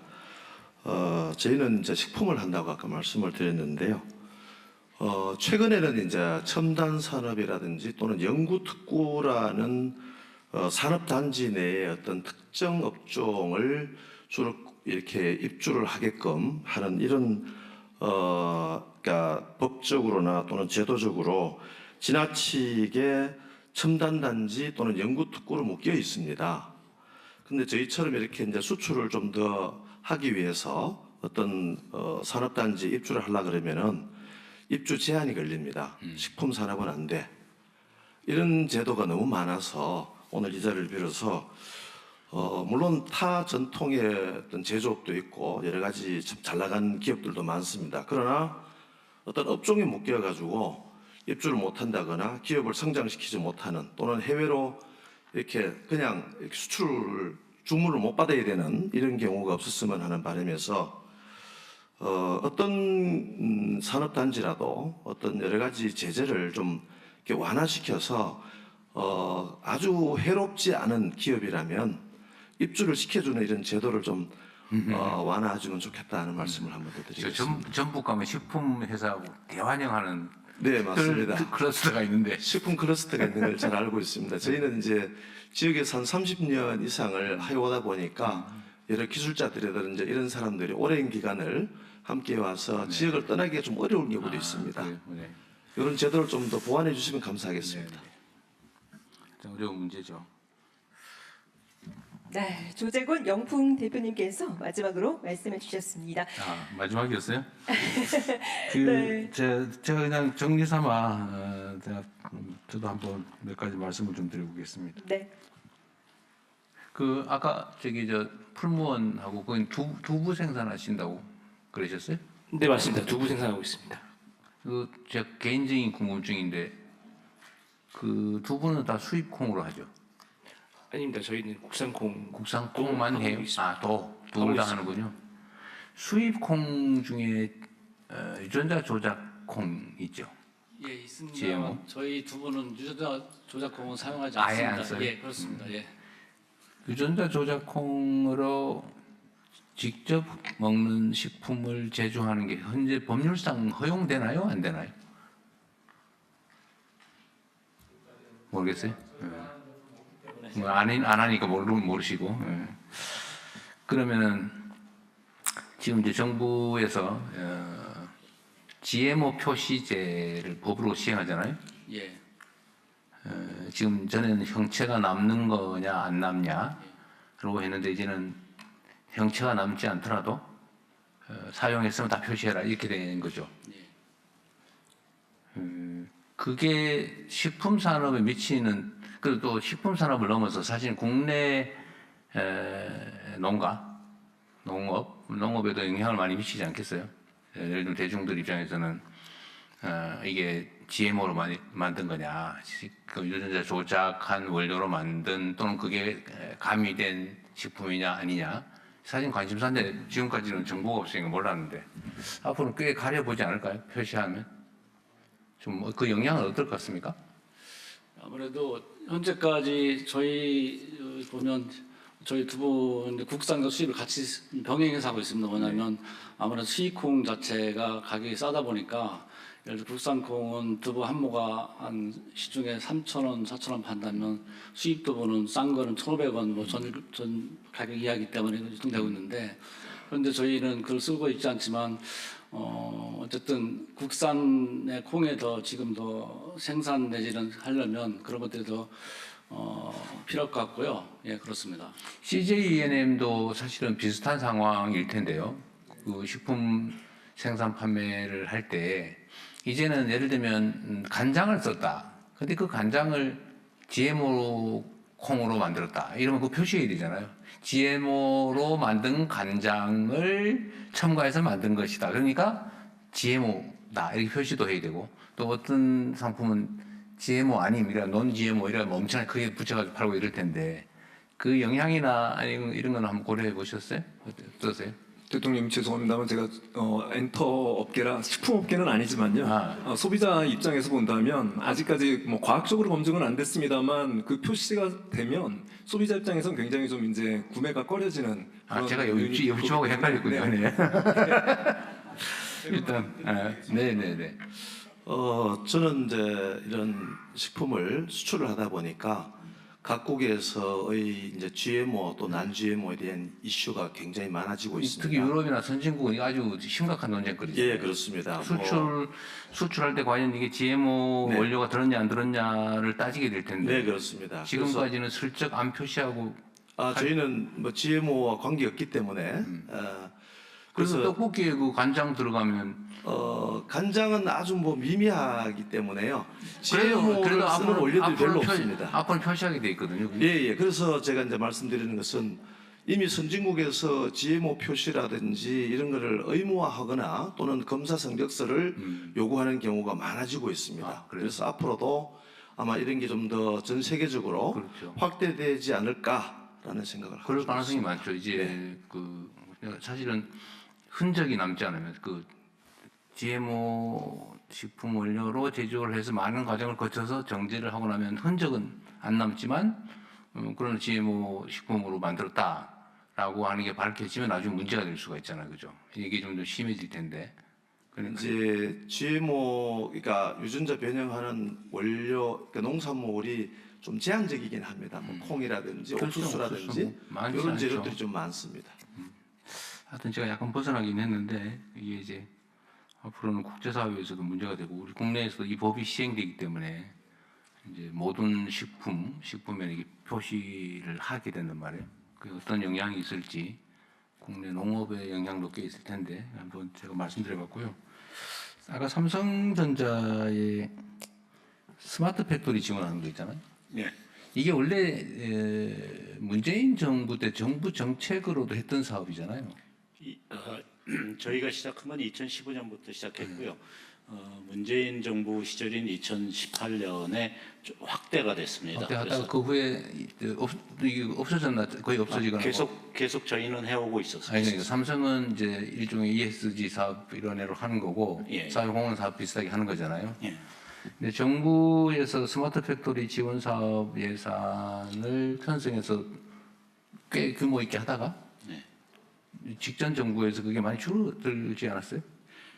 예산 규모가 정확히 어느 정도로 줄어들었는지는 제가 그런 정부 지원과 관계없이 독자적으로 100% 독자적으로 하신 거예요? 저희가 하는 방식이 기본적으로 중소벤처기업부하고 매칭 형태로 합니다. 매칭 보통 연간 100억 정도 해서 정부 예산 100억. 지금 스마트 팩토리 지원 예산이 그럼 변경이 없었던 거예요? 제가 알기로는 확 줄었다 다시 우리 정부에서 올린 거 아니에요? 네네. 지금 새로 늘었고요. 이번 정부 들어서 좀 더 물린 거잖아요. 저희 정부 들어서 우리 정부 들어서 많이 들었습니다. 그러니까 그게 사실 아까 말씀하신 것처럼 불량률 개선이나 실제로 현장에서는 스마트 팩토리 지원을 했더니 오히려 고용이 늘더라. 예, 맞습니다. 생산성도 엄청 올라가고. 그 사실 매우 효과적인 사업이고 이제 앞으로는 이제 디지털화 정도가 아니라 이제 인공지능화로 전환하면 사실은 대대적으로 전환하지 않으면 우리가 다 퇴출될 가능성도 있는데. 예, 맞습니다. 그래서 올해부터 저희도 중소벤처기업부하고 함께 이 중소 이 업체들을 대상으로 해서 그 제조 AI 그 지원을 올해부터 시작하기 위해서 저희는 멘토들한테 별도로 인원을 선정해서 AI 교육을 지금 시키고 있습니다. 그래서 본격적으로 프로그램이 진행되면은 이제 중소업체들한테 이 지원하고 이식하는 그런 프로그램. 제조 그러니까 스마트 팩토리 단계를 이제 넘어서 말씀하신 제조 AI로 인공지능화로 또 한 단계 올라가잖아요. 예, 맞습니다. 그렇게. 예, 산업부에서 지난번에 대통령님 산업부 장관이 어디 경남 타운홀에 갈 때 한번 말씀드렸는데 맥스 계획이라고 라이언스라고 그렇게 하는데요. 저희 예산 혹시 더 예산을 더 우리가 또 추가적으로 쓸 수 있는 그런 상황 되면 굉장히 크게 스마트 팩토리 말씀하신 대로 다음 단계로 대기업과 대기업 자체적인 맥스 얼라이언스 하지만 협력업체하고 연계해서 하는 거라 3조 정도로 크게 지금 3조 원 그 정도로 지금 산업부하고 중기부 이런 부처에서 계획되어 준비하고 있는 있습니다. 거예요? 집행 중이에요? 아닙니다. 그렇게 이제 지금 하려고 예산은 없습니다. 예산이 마련되면 그렇게 하려고 지금 구상 중에 있습니다. 알겠습니다. 약간 옆으로 샜는데 하여튼 삼성전자의 그 스마트 팩토리 지원 사업은 매우 효과도 클 뿐만 아니라 모범적이어서 큰 도움이 될 것 같습니다. 예, 계속 지원하겠습니다. 네, 정부의 정책 사업으로 정부 예산을 들여서 대대적으로 늘려가야 될 일일 것 같아요. 하여튼 오늘 여러분들 상생 협력의 사례도 제가 유의해서 좀 들어봤는데 이런 사례들을 좀 전체적으로 많이 확산해서 대한민국 좀 경제 생태계가 좀 바뀌었으면 좋겠어요. 아까 저기 카이 같이 하시는 어디더라? 미래한국. 그 말씀하셨는데 우리 젊은이들이 중소기업을 안 가고 대기업, 공무원, 뭐 전문직 이런 것만 지금 선호하고 그런 이유는 저는 좀 구조적인 문제가 있다고 봐요. 그 뭐 예를 들면 내일 채용 공제나 이런 것도 방법이죠. 네, 방법인데 재정을 투자해서 목돈을 만들어준다 몇 년 하면 그것도 방법이지만 사실은 정운찬 우리 이사장님의 말씀이셨기도 한데 이 경영 개선 또는 기술 발전, 내 성과 이걸 좀 같이 나눠야 된다. 그 말씀하시잖아요. 이익 공유제 그런 말씀도 하시고 그랬는데 전체적으로 이제 대기업, 중소기업 또는 영세기업 또는 벤처 스타트업 창업 이 생태계가 그야말로 상호 협력적이고 수평적인 협력 관계로 이게 좀 전환이 돼야 되는데 지금까지는 좀 나쁘게 얘기하면 착취 관계 비슷했단 말이에요. 예를 들면 요즘은 그런 얘기 많이 안 나오던데 원가 후려치기라고 그러고 경영 개선을 하면 단가 후려쳐가지고 겨우 그 생존할 정도만 남기고 나머지를 전부 다 가격이 정가를 시켜서 압박을 하니까 예를 들면 뭐라 그래 벤더 회사들 또는 납품 회사 여기는 기술 개발이나 경영 개선을 하면 사실은 다 뺏기니까 그렇게 하기보다는 주로 로비를 하러 다닌다고. 왜냐하면 이제 구매선을 유지해야 되니까요. 로비를 하러 다니니까 경영 개선도 잘 안 되고. 그러니까 경쟁력도 좀 개선도 잘 안 되고 그 문제에다가 속된 말로 쥐어짜니까 좀 이게 좋은 인재 데리다가 보수도 좀 많이 주고 좀 회사도 좀 키워가지고 나중에 이 새로 들어오는 유능한 인재들이 이 회사와 함께 자신의 인생도 좀 핀다 이런 생각을 해야 되는데 이 회사는 맨날 이러다 쥐어짜이다가 결국은 이렇게 끝날 거야. 내 인생도 여기서 박봉에다가 겨우 하다가 나중에 결국은 못 견딜 거야. 이러니까 아예 안 가버리는 거잖아요. 이게 결국은 그런데 대기업 지배적인 영향을 가진 대기업들도 결국은 이 생태계가 많이 망가지면 결국은 어려워지는 거죠. 지금 사실 조선업계도 지금 물론 그 진폭이 커서 너무 고생들을 많이 하셨는데 지금 고급 전문 인력 숙련 인력이 계속 좀 줄어들잖아요, 그죠? 이게 다시 재충전은 안 되고 이게 다시 나중에 어떻게 할지 고민을 할지 결국은 이제 인공지능 도입하는 거에 주력하신 것 같은데 여튼 지금 상태로는 그런 것보다는 공존하는 협력하는 생태계를 만드는 게 중요하다. 그게 훨씬 더 효율적이라는 게 증명되고도 있잖아요. 예를 들면 세포처럼 관련 기업들이나 중소기업들이 살아 움직이는 거죠. 팽창하고 크고 이러면 그게 관련 대기업도 역량이 커지고 국제 경쟁력도 커지고 그러는 것 같아요. 청년들이 일자리를 중소기업에도 얻을 수 있게 하는 건 중소기업의 경영 개선, 기술 개발의 성과가 그대로 온전하게 남아서 여기도 크게 성장할 수 있다. 그 속에서 나도 이렇게 성장할 수 있다. 이런 믿음을 주는 게 제일 근본적인 대책이 아닐까 싶긴 합니다. 근데 이게 말로 해서 되는 건 아닐 것 같고 우리 모두가 노력해야 되고 정부의 노력과 몫이 제일 크겠죠. 어쨌든 한 단계씩 착취형 수직 구조에서 상생형 수평 구조로 전환될 수 있도록 우리 모두가 함께 노력하면 좋겠고요. 여러분들의 이 선도적인 역할이 앞으로 대한민국 경제 질서를 바꾸는 데 큰 도움이 될 것 같습니다. 감사드립니다. 네, 말씀 감사드립니다. 자, 아쉽지만 오늘 이 시간 정리할 시간이 됐는데요. 이상으로 오늘 행사를 모두 마무리하겠습니다. 오늘 끝까지 함께해 주신 모든 분들께 다시 한번 진심으로 감사 인사를 드리겠습니다. 자, 먼저 대통령께서 이석을